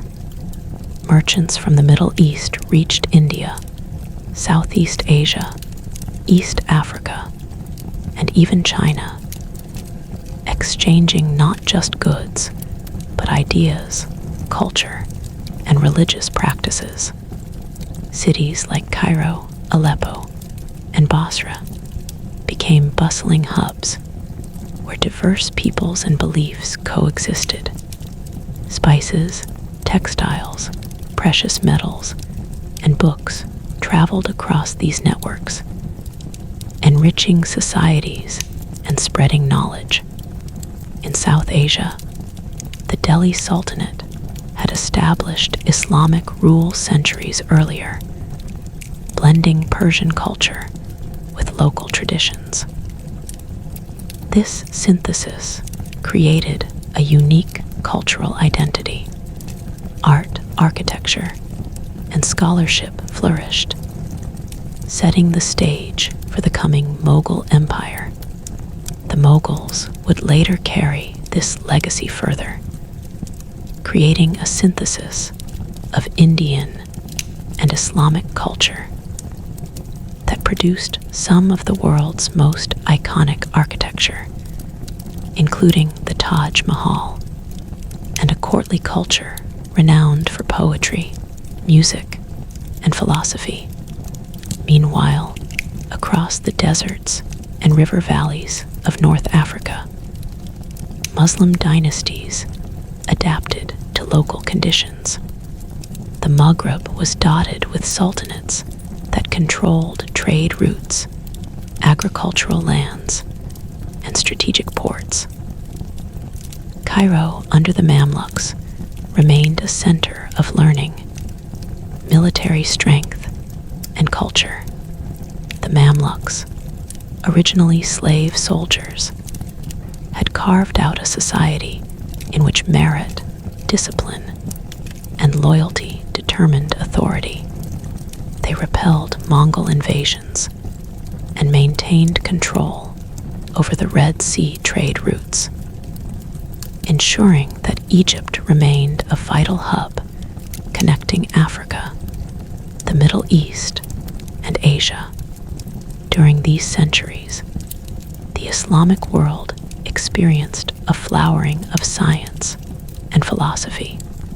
Scholars in Baghdad, Cairo, and Cordoba had laid foundations in mathematics, astronomy, medicine, and optics centuries earlier, and this knowledge continued to grow. Institutions like madrasas provided formal education in law, theology, and philosophy. Sufi scholars explored the inner dimensions of faith across the Islamic world. A profound emphasis on literacy and learning created an environment in which knowledge was respected, debated, and preserved. Yet, even as cities flourished, faith remained central to daily life. The 5 pillars of Islam, prayer, fasting, almsgiving, pilgrimage, and declaration of faith, continued to unify communities across continents. Mosques were not only places of worship, but also centers of learning, social support, and public debate. Scholars, judges, and preachers guided communities, ensuring that Islam remained a living, dynamic force in daily life. The medieval Islamic world was thus a tapestry of interconnected empires, cultures, and peoples, from the deserts of Arabia to the coasts of Spain, from the rivers of Persia to the jungles of India. Islam had adapted to geography, language, and culture, while maintaining its spiritual core. It had endured conquest, civil war, and foreign invasion. It had fostered extraordinary intellectual achievement, architectural beauty, and artistic expression. It had survived the collapse of dynasties and the rise of new empires. And yet, the story was far from over. Even as the Ottomans solidified their power in Anatolia and the Middle East, and the Safavids consolidated Persia, and the Mughals prepared to rise in India, new challenges loomed on the horizon. The arrival of European maritime powers, armed with cannons and ships, began to reshape global trade and political landscapes. The Portuguese, Dutch, and later the British and French began pushing into Muslim-controlled seas and ports, challenging centuries-old trade networks. Cities that had flourished for centuries would soon face new threats, not from desert armies, but from industrialized navies and colonial ambition. The Islamic world, resilient and adaptable as it had been, now faced a new kind of challenge, one that required not just faith, culture, and scholarship, but diplomacy, technology, and global strategy.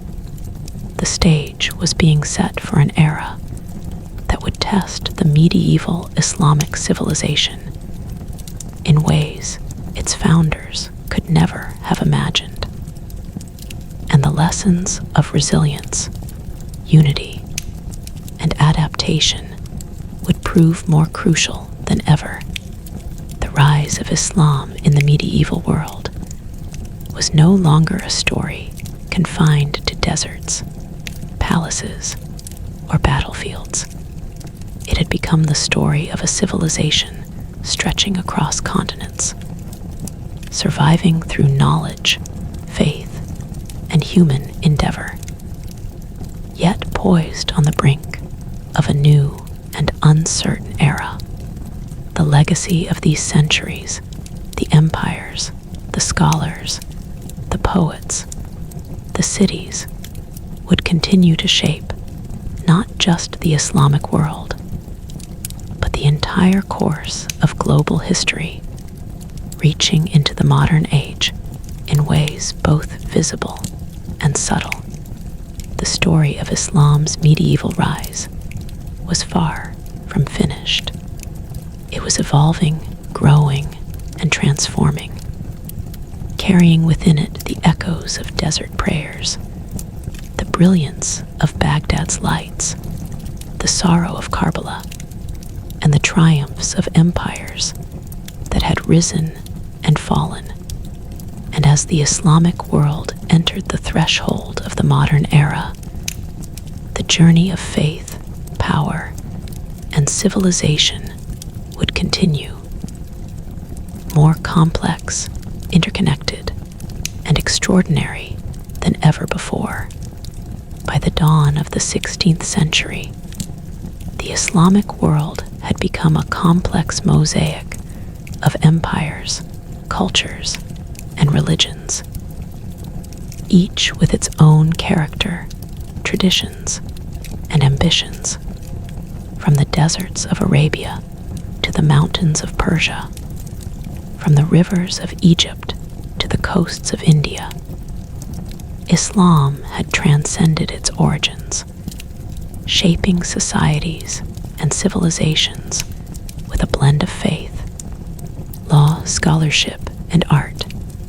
The medieval period had tested it in countless ways through internal divisions, the brutality of conquest, and foreign invasions.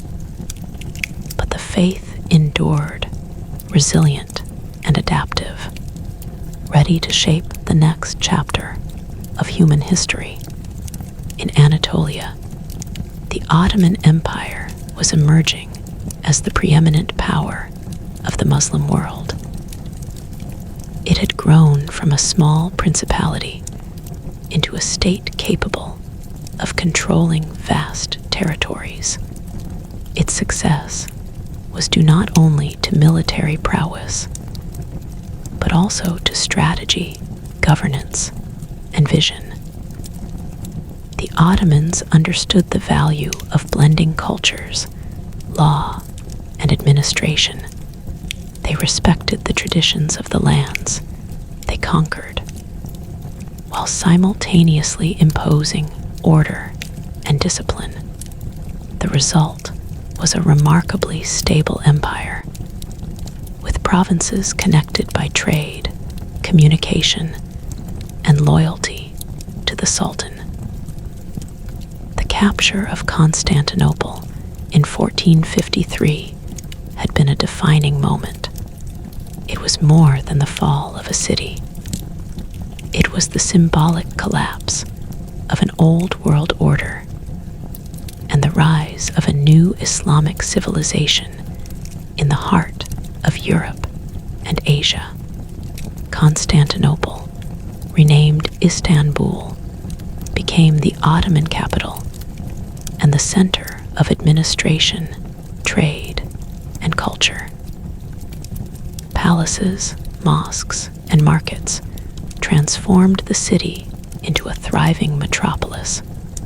The Hagia Sophia, once the center of Byzantine Christianity, became a mosque, symbolizing continuity even amid transformation. The city was carefully administered, blending Roman engineering with Ottoman design, and it became a model for future urban centers across the empire. The Ottomans also transformed military organization. The Janissaries, elite soldiers recruited through the Devshirme system, became both a powerful fighting force and an influential political faction. They were trained from youth, disciplined, and loyal to the Sultan, making them a unique and formidable army in the medieval world. This innovation allowed the Ottomans to expand steadily into the Balkans, the Middle East, and North Africa. Fortresses, garrisons, and strategic cities formed a network of control that ensured both security and influence. Meanwhile, in Persia, the Safavids were establishing their own empire with a different approach. Unlike the Sunni Ottomans, the Safavids promoted Shia Islam as the official state religion.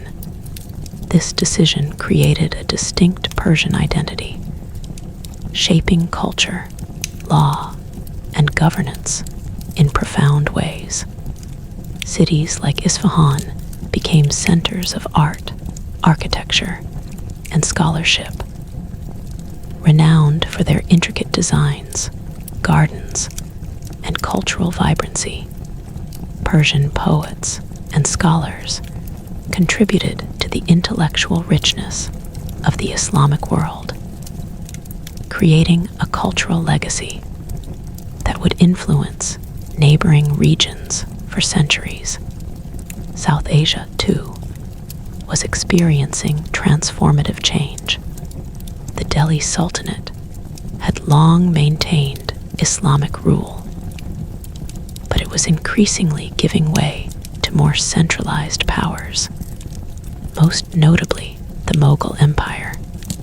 The Mughals, beginning with Babur, brought Persian culture and administration to India, blending it with local traditions to create a civilization that was uniquely South Asian, yet distinctly Islamic. Architecture, literature, and governance flourished, producing a courtly culture famous for its opulence, sophistication, and cultural synthesis. Cities became hubs of trade, learning, and administration, while the empire's bureaucracy ensured that governance reached even distant provinces. Trade, more than armies, was the lifeblood of the Islamic world. Caravan routes stretched across deserts, connecting Persia, Arabia, and Central Asia. Maritime trade flourished across the Indian Ocean, linking East Africa, India, Southeast Asia, and the Arabian Peninsula. Merchants transported not only spices, textiles, and precious metals, but also ideas, culture, and knowledge. Islamic scholars compiled astronomical tables, medical treatises, and philosophical texts, while Sufi mystics spread spiritual teachings along the same routes. The global influence of the Islamic world was growing silently, but steadily, long before the rise of European empires in Asia and Africa. Yet, the Islamic world was not without challenges. Internal divisions persisted, sometimes erupting into open conflict. Rival dynasties, competing claims to religious authority, and local rebellions tested the ability of central governments to maintain control. Even within powerful empires like the Ottomans, ambitious generals, provincial governors, and influential religious scholars wielded significant power, forcing sultans to navigate a complex web of loyalty, authority, and influence. The lessons of history were clear. Faith and culture could endure, but political unity was fragile. Culturally, the Islamic world of this period was a flourishing of creativity and intellectual achievement. Islamic art reached new heights in architecture, ceramics, textiles, and calligraphy. Cities became centers of learning, with libraries, madrasas, and observatories attracting scholars from across continents. Mathematics, astronomy, medicine, and philosophy continued to advance, building on the foundation laid during the golden age of Baghdad and Cordoba. Muslim scholars translated texts from Greek, Sanskrit, Persian, and other languages, preserving and expanding knowledge that would later influence the European Renaissance. Sufism continued to spread, offering spiritual guidance and personal devotion in a world often marked by political upheaval.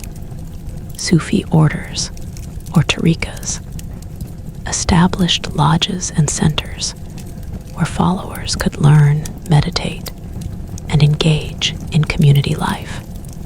Poetry, music, and storytelling became vehicles for spiritual expression, spreading messages of love, compassion, and personal connection to God. These mystical traditions complemented formal religious institutions, enriching the cultural and spiritual fabric of the Islamic world. Despite these achievements, the Islamic world was now confronting a new and unprecedented challenge: the arrival of European maritime powers. The Portuguese, Dutch, English, and later the Spanish and French were expanding across the oceans, establishing colonies and controlling trade routes. Muslim empires had long dominated trade across the Indian Ocean, the Red Sea, and the Mediterranean. Now, these routes were under threat. European ships, armed with cannons and new navigational technology, began to bypass traditional trade centers, challenging the economic dominance of cities like Cairo, Basra, and Aden. The arrival of Europeans marked the beginning of a profound transformation.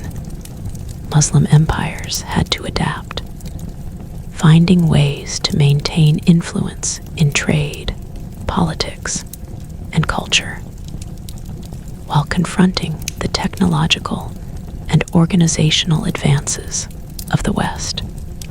Diplomacy, military innovation, and economic adaptation became essential for survival. The lessons learned from centuries of expansion, resilience, and adaptation would now be tested in an entirely new context. The rise of Islam in the medieval and early modern period was thus a story of extraordinary endurance and transformation. From the deserts of Arabia to the cities of Spain, from the banks of the Tigris to the coasts of India, Islam had grown from a small faith community into a vast civilization. It had faced internal strife, invasions, and political fragmentation, yet it endured. It had nurtured science, philosophy, art, and spirituality, shaping the intellectual and cultural landscape of the world. It had created empires that were diverse, interconnected, and remarkably resilient. And now, as the 16th century unfolded, the Islamic world stood at the edge of a new era, an era defined by global connections, emerging powers, and the pressures of a rapidly changing world. The empires, cultures, and faith that had grown through centuries of medieval history would be challenged again. But they carried within them the lessons of survival, adaptation, and vision that had allowed them to rise from the deserts of Arabia to the heights of global civilization. The story of Islam was no longer simply about the rise of empires or the spread of faith. It had become a story of human endurance, creativity, and the ability to adapt across continents and centuries. A story that was still unfolding, reaching toward a future that would be shaped by both tradition and change. As the 16th century progressed, the Islamic world had grown into a vast and interconnected civilization, stretching from the deserts of Arabia to the mountains of Persia, the river valleys of Egypt, and the fertile plains of India. The story that began with the Prophet Muhammad and his small community in Medina had transformed into a civilization that spanned continents, with empires that wielded both spiritual and political authority. Yet, even as Islam flourished culturally, intellectually, and economically, the world around it was changing. new challenges were emerging, testing the resilience of the faith and the civilizations it had created. The Ottoman Empire had reached a height of influence and power that few could rival. Istanbul thrived as a center of governance, learning, and culture. Palaces, mosques, libraries, and bazaars filled the city with life and energy. Scholars, poets, philosophers, and artisans were drawn from every corner of the empire. The Ottomans had perfected the balance between military strength, political authority, and cultural sophistication. Yet, the empire's growth also introduced complexity. The Sultan ruled over a vast and diverse population, encompassing Arabs, Persians, Turks, Greeks, Armenians, Kurds, and countless other peoples. Managing this diversity required both careful administration and the cultivation of loyalty across distant provinces. The Ottomans developed innovative governance systems to meet these challenges. Provincial governors were appointed to oversee regions, but local leaders often retained a degree of autonomy, creating a delicate balance between central authority and local control. Religious scholars, ulama, played a critical role in interpreting Islamic law, guiding society, and influencing political decisions. Meanwhile, the Janissaries, the elite military corps, ensured the Sultan's authority while also wielding significant political influence of their own. This combination of military discipline, bureaucratic organization, and religious legitimacy allowed the Ottoman Empire to dominate much of the Islamic world. To the east, the Safavid Empire continued to consolidate its power in Persia by enforcing Shia Islam as the state religion. The Safavids created a unified identity that distinguished Persia from its Sunni neighbors, particularly the Ottomans. Persian culture, literature, and architecture flourished under their rule. The city of Isfahan became a jewel of Islamic civilization, renowned for its magnificent mosques, bridges, and gardens. Persian scholars advanced medicine, mathematics, and philosophy, while poets explored the depths of human experience and divine love. The Safavid Empire demonstrated that Islam could adapt to local cultures while remaining rooted in faith, producing a civilization both distinct and profoundly influential. In India, the Mughal Empire was rising, introducing a new synthesis of Islamic and South Asian traditions. The Mughals were descendants of Central Asian and Persian nobility, and they brought Persian culture, administration, and artistic sensibilities to India.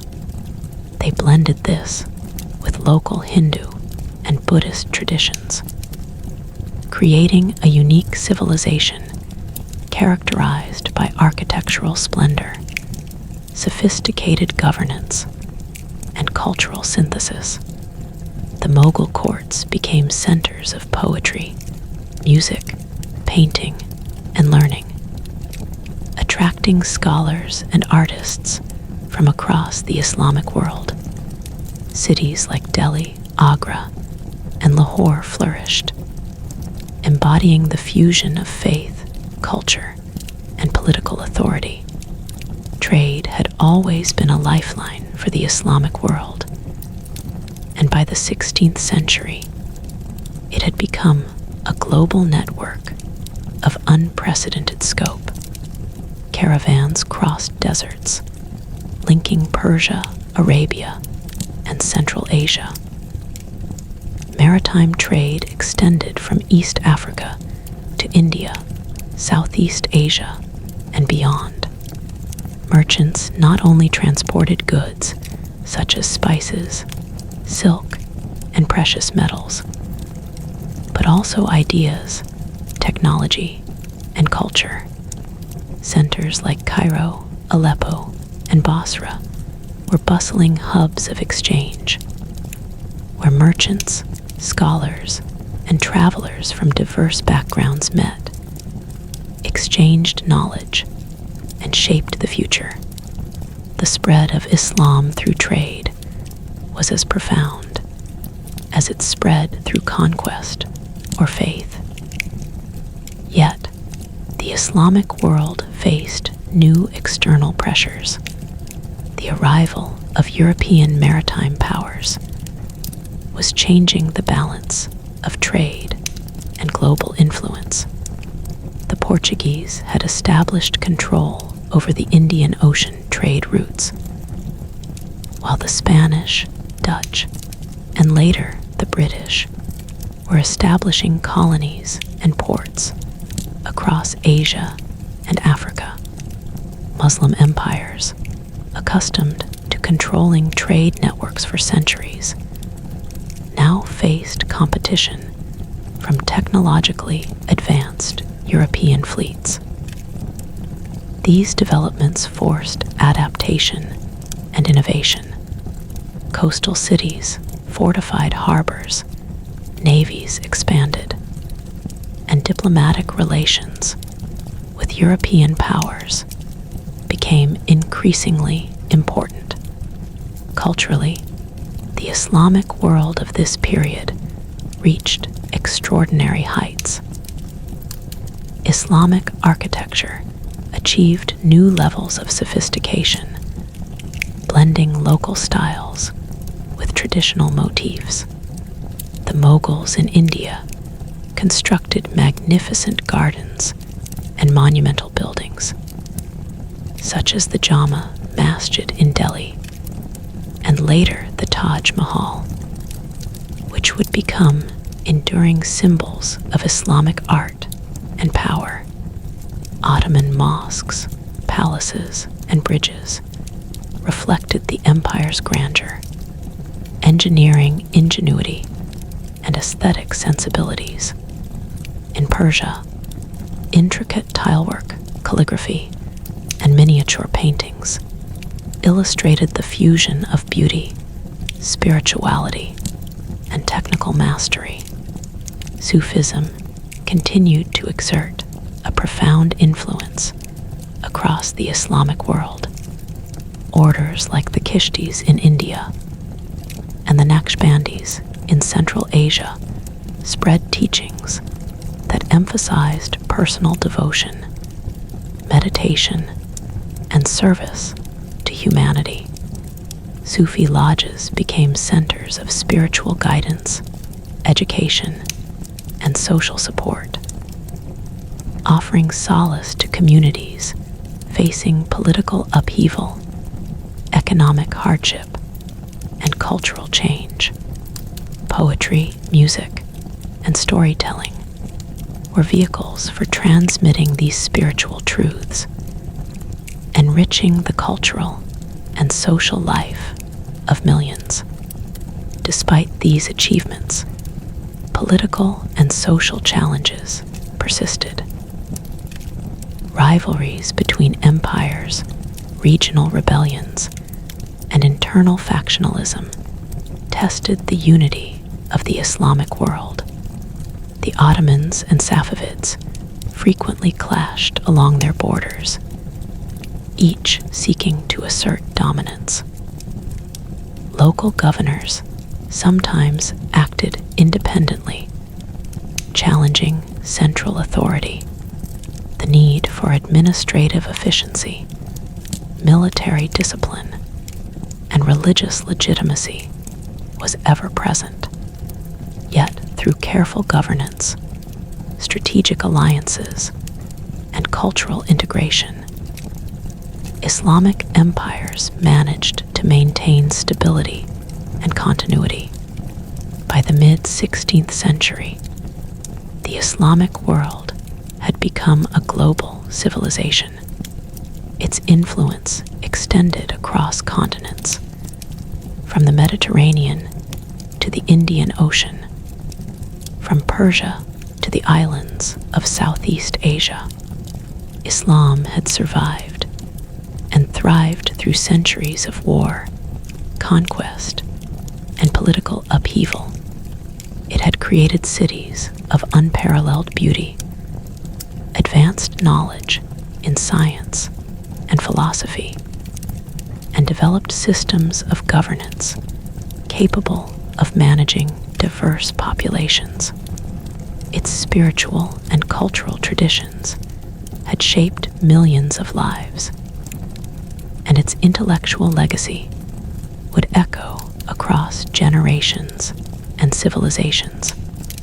The story of the rise of Islam was no longer a story of mere survival or territorial expansion. It was a story of civilization, of human creativity, resilience, and adaptation. From the deserts of Arabia to the courts of the Mughals, from the libraries of Baghdad to the gardens of Isfahan, Islam had become a force that shaped history in ways both visible and subtle. It had weathered storms, rebuilt from ruins, and continued to innovate, demonstrating that faith, knowledge, and culture were inseparable forces in the shaping of a global civilization. And yet, as the 16th century advanced, the Islamic world faced new horizons and challenges that would require all the wisdom, faith, and resilience it had cultivated over centuries. The arrival of global empires, new technologies, and distant oceans promised both opportunity and danger. The story of Islam was entering a new chapter, one in which its medieval achievements would serve as both foundation and compass, guiding civilizations through the uncharted waters of a rapidly changing world. The medieval rise of Islam had been epic, dramatic, and transformative. But the journey was far from over. The legacies of knowledge, architecture, governance, and faith would continue to echo across continents, influencing not only the Islamic world, but the entire course of global history.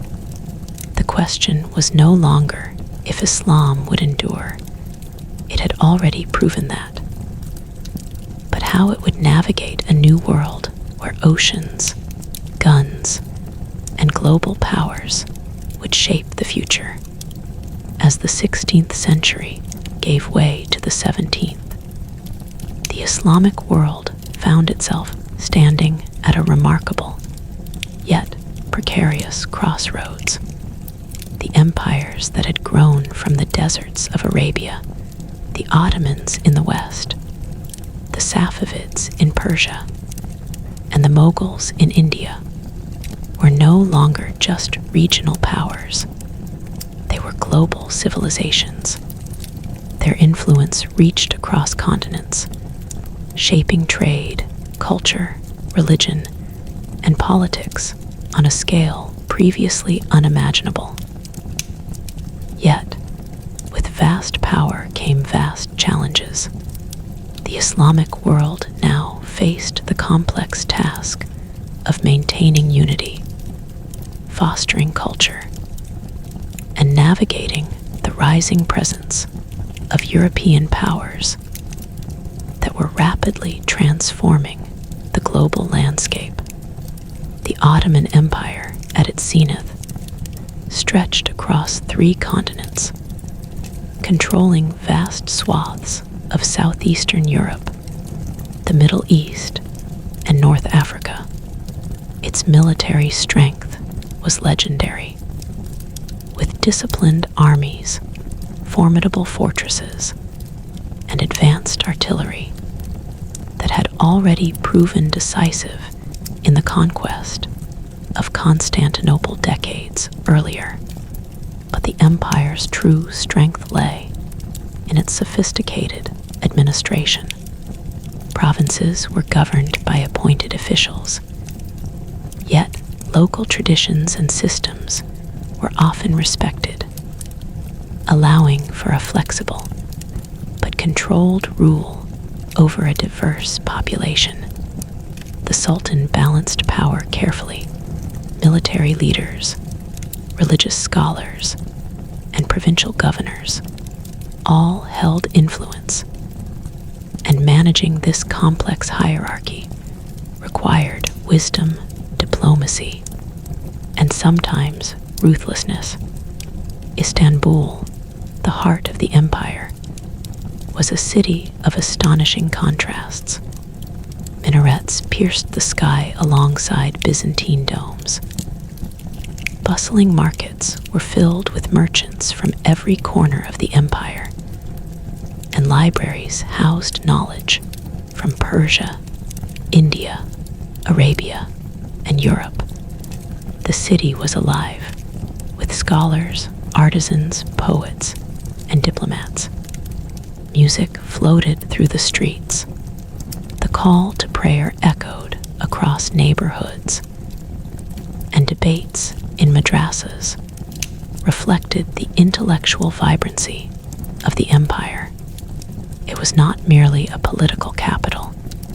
It was a civilization condensed into a single, living, breathing city.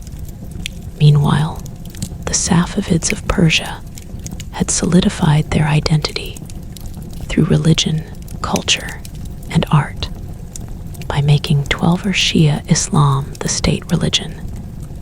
The Safavids created a unifying principle that distinguished Persia from its Sunni neighbors, particularly the Ottomans. The city of Isfahan became a jewel of Persian civilization. Its streets lined with grand mosques, bridges, gardens, and markets that reflected both grandeur and meticulous artistry. Persian carpets, calligraphy, and miniature paintings flourished, while scholars advanced astronomy, medicine, and philosophy. The Safavids demonstrated that Islam was not monolithic. It could adapt to local culture, incorporate artistic traditions, and create a civilization with its own distinct identity. In India, the Mughal Empire had reached a stage of remarkable sophistication and cultural synthesis. The Mughals brought Central Asian and Persian traditions, blending them with local Indian culture to create a civilization that was unique in both form and substance. The courts of Akbar the Great became legendary centers of knowledge, art, and administration. Akbar's vision of religious tolerance, known as Salaikul, encouraged dialogue among Muslims, Hindus, Christians, and other faiths, creating a multicultural environment that nurtured creativity and scholarship.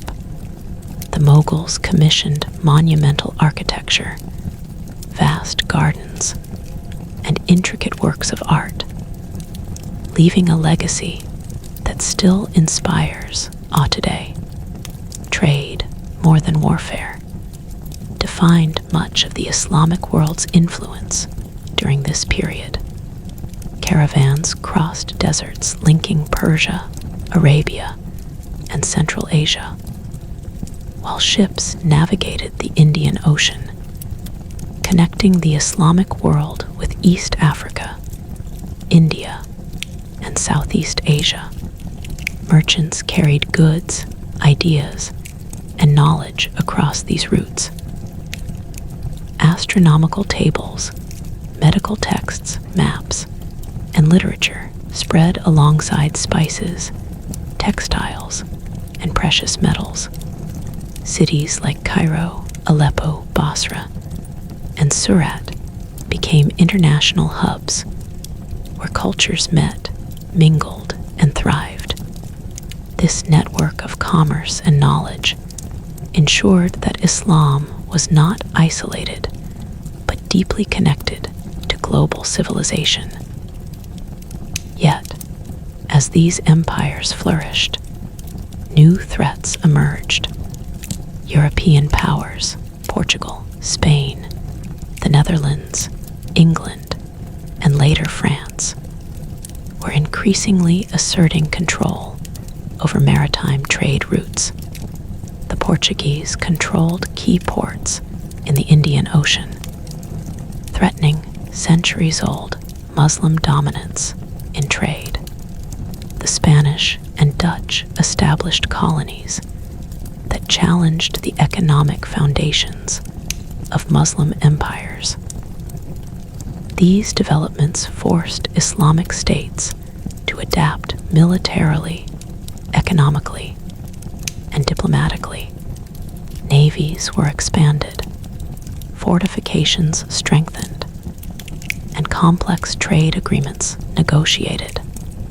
The era of global exploration had begun, and the Islamic world was now part of a rapidly shifting stage where oceans, cannons, and diplomacy mattered as much as faith and scholarship.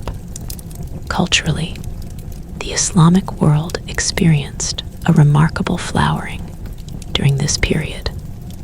Architecture reached unprecedented heights. The Ottomans perfected the central dome mosque with cascading semi-domes, exemplified by the works of Mimar Sinan. The Mughals in India constructed grand palaces and mausoleums, blending Persian, Indian, and Central Asian styles. The Safavids created mesmerizing urban landscapes in Isfahan, combining gardens, bridges, and monumental squares into harmonious artistic compositions. Calligraphy, manuscript illustration, ceramics, and textiles all reached levels of sophistication that reflected both technical skill and profound aesthetic vision. Sufism continued to enrich the spiritual and cultural life of the Islamic world. Mystical orders spread their teachings, emphasizing love, compassion, and devotion to God. Lodges, known as khanqahs, provided education, spiritual guidance, and social support. Poetry, music, and storytelling became powerful tools for transmitting Sufi thought, reaching across social classes and geographic boundaries. Sufi saints gained immense followings, and their teachings often complemented formal Islamic institutions, offering a personal and intimate approach to faith that resonated deeply with ordinary people. However, internal challenges persisted. Succession crises, court intrigue, and regional rebellions tested the resilience of empires. Rivalries between states, such as the ongoing conflict between between the Ottomans and the Safavids highlighted the fragility of political power, even amid prosperity. Provinces often acted semi-independently. Religious scholars debated interpretations of law, and military elites exerted influence far beyond the battlefield. Maintaining cohesion required skillful diplomacy, strategic vision, and sometimes decisive force. Despite these pressures, the Islamic world remained a civilization of extraordinary endurance, creativity, and influence. Its cities were centers of knowledge and commerce. Its courts were hubs of culture and administration. Its scholars, poets, and artists shaped intellectual traditions that spanned continents. Its empires had survived centuries of internal strife, foreign invasions, and political fragmentation, demonstrating an adaptability and resilience that few other civilizations could match. As the 17th century progressed, the Islamic world stood poised at a new threshold. Its empires had achieved unparalleled cultural and political heights, but the global stage was shifting rapidly. European expansion, maritime power, and technological innovation were creating a new world order. The Islamic world, with its centuries of tradition, knowledge, and faith, would have to navigate these changes with the same resilience that had allowed it to survive through deserts, conquests, and dynastic upheavals. The rise of Islam from a small desert community to a global civilization had been epic, dramatic, and transformative. It was a story of faith, endurance, creativity, and adaptation. A story that transcended borders and centuries. The legacies of this era, the architecture, the scholarship, the empires, and the culture, continued to shape human history and left an indelible mark on the world. Yet, as the Islamic world entered the 18th century, the greatest test of its resilience and adaptability was yet to come. The empires that had flourished for centuries would face new pressures, both from within and from an increasingly interconnected and technologically advanced global landscape. And it was in this environment of challenge and transformation that Islam's next chapters would be written, setting the stage for both trials and triumphs that would echo into modern times. As the 18th century dawned, the Islamic world stood at a remarkable yet fragile juncture. A civilization shaped by centuries of faith, conquest, scholarship, and culture, now facing a rapidly changing global landscape. The story that began in the deserts of Arabia with a small community of believers had transformed into sprawling empires, cities of architectural splendor, and a civilization whose influence reached from Spain to India, from the deserts of Arabia to the coasts of East Africa. The medieval rise of Islam had achieved extraordinary heights, but the next chapter would test the resilience, wisdom, and adaptability of these civilizations like never before. The Ottoman Empire, the most powerful Muslim state of the time, had endured for centuries, weaving together a vast tapestry of peoples, cultures, and religions. It stretched from the Balkan plains in Europe to the deserts of Arabia and the fertile lands of Mesopotamia. Its governance was sophisticated.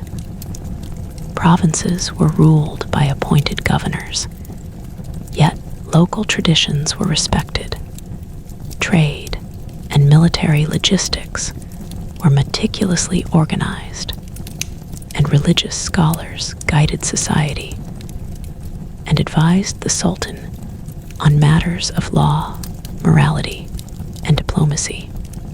Istanbul remained a jewel of the empire, its skyline defined by the soaring minarets of mosques, the domes of palaces, and the bustling vibrancy of markets, filled with goods and voices from across the known world. The city was a living symbol of Islamic civilization, where art, knowledge, commerce, and faith intertwined seamlessly. Yet, despite its grandeur, the Ottoman Empire was facing internal and external pressures that would shape its future. Administratively, managing such a diverse and sprawling territory required constant attention. Governors could become powerful in their regions. Military elites, such as the Janissaries, could challenge authority, and factions within the court could influence or destabilize decisions. Economically, the rise of European maritime powers threatened the Ottoman monopoly over trade routes that had long enriched its cities and provinces. Portuguese, Dutch, English, and French fleets now navigated oceans once dominated by Muslim merchants, challenging centuries-old networks and forcing the Ottomans to adapt to a new kind of global competition. To the east, the Safavid Empire in Persia had cultivated a unique identity through the promotion of Twelver Shia Islam. Cities like Isfahan, with their meticulously planned streets, grand mosques, and magnificent bridges, stood as monuments to Persian ingenuity and cultural brilliance. Persian scholars continued to advance astronomy, medicine, mathematics, and philosophy, while poets explored themes of love, spirituality, and human experience with unmatched elegance. The Safavids had created a civilization deeply rooted in faith, yet vibrant with intellectual and artistic achievement. However, political fragmentation and rivalries with the Sunni Ottomans challenged the Safavids' authority, highlighting the fragility of even the most culturally rich empires. In India, the Mughal Empire reached the zenith of its grandeur. Under emperors like Akbar, Jahangir, and Shah Jahan, the Mughals perfected a synthesis of Islamic and South Asian traditions. Architecture, literature, music, and administration flourished in a court that valued both beauty and governance. The Taj Mahal, commissioned by Shah Jahan, became not only a mausoleum, but a symbol of love, devotion, and artistic achievement, standing as a testament to the power and cultural vision of the empire. The Mughal approach to governance, incorporating religious tolerance alongside strong central authority, allowed the empire to maintain relative stability, a across a diverse population of Hindus, Muslims, Sikhs, and other communities. Trade thrived, connecting India to the Islamic world, Southeast Asia, and even Europe, as merchants carried textiles, spices, precious stones, and ideas along vast networks of commerce. Yet the Islamic world's global influence faced an unprecedented challenge. European powers, with their advanced navigation, artillery, and colonial ambitions, were steadily reshaping the global order. Portugal, Spain, the Netherlands, England, and France now controlled critical maritime routes and colonies, often bypassing the traditional Muslim centers of trade. Cities that had flourished for centuries, Cairo, Basra, Aden, Surat, were now under pressure from new economic competitors. Muslim empires had to innovate, adapt, and engage diplomatically to preserve influence, marking the beginning of a new era in which faith, knowledge, and culture would have to contend with industrialized technology and global strategy. Culturally, however, the Islamic world remained unparalleled in creativity and intellectual achievement. The arts, architecture, and literature continued to reach astonishing heights. Ottoman mosques, with their soaring domes and elegant minarets, symbolized both faith and imperial authority. Persian miniature painting, calligraphy, and intricate tilework preserved centuries of aesthetic tradition. Mughal gardens, palaces, and mausoleums reflected a fusion of local and Islamic artistic sensibilities. Across all these empires, scholars preserved knowledge from earlier eras, expanded on it, and shared it across networks that spanned continents. Science, philosophy, and literature were not only preserved, they were celebrated and enhanced.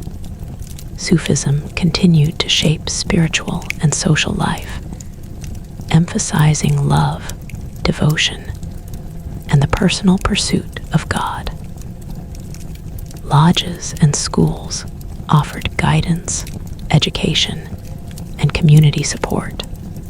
Poetry, storytelling, and music became vehicles for transmitting Sufi wisdom, influencing not only spiritual life, but also cultural expression.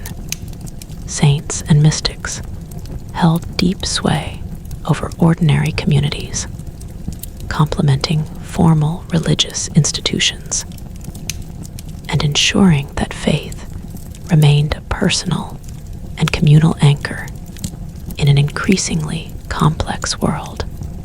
Despite the challenges, the Islamic world had a remarkable capacity for adaptation. Empires navigated internal rebellions, succession crises, and political intrigue, while preserving the core values of faith, scholarship, and culture. Cities rebuilt after invasions. Trade networks adjusted to new routes. And scholars continued to produce knowledge that would influence Europe and Asia alike.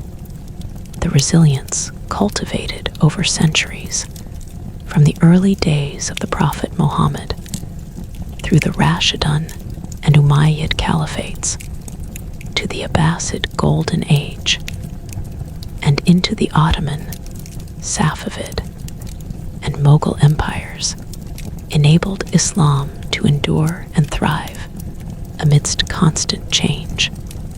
The legacy of the medieval and early modern rise of Islam was profound. Architecture, scholarship, governance, art, literature, and spiritual traditions had left an indelible mark on human history. Islam had spread far beyond its Arabian origins, shaping the identities of peoples across continents.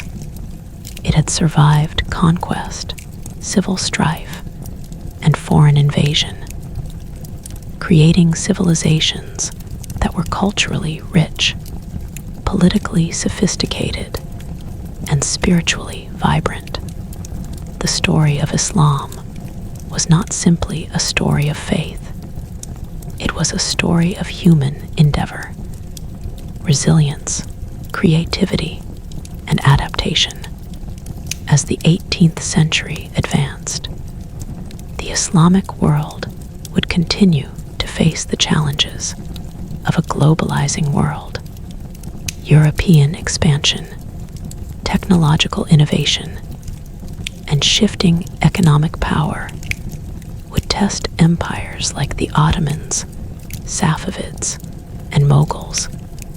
Yet the centuries of accumulated wisdom, culture, and faith provided the tools necessary to navigate this uncertain future.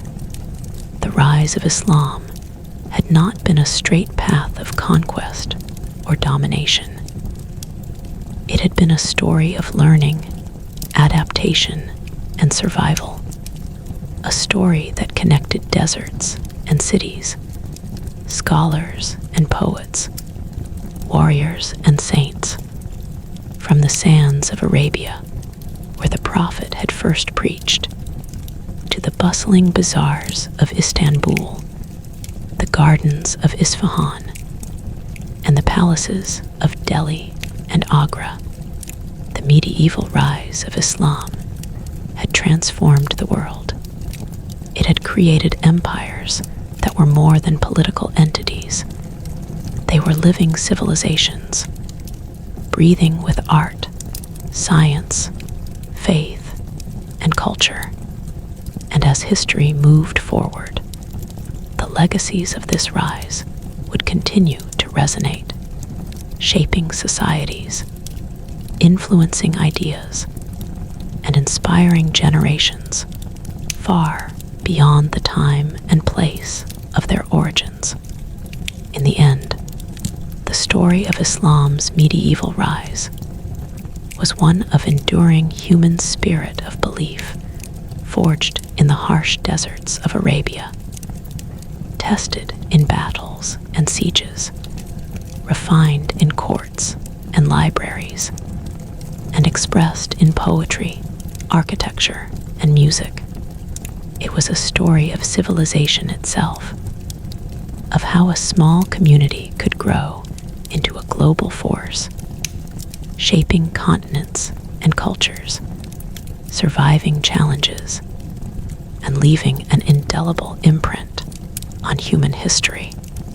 The rise of Islam had been epic, transformative, and enduring, a story that continues to echo through time, connecting the past with the present, and offering lessons of resilience, creativity, and faith to the future.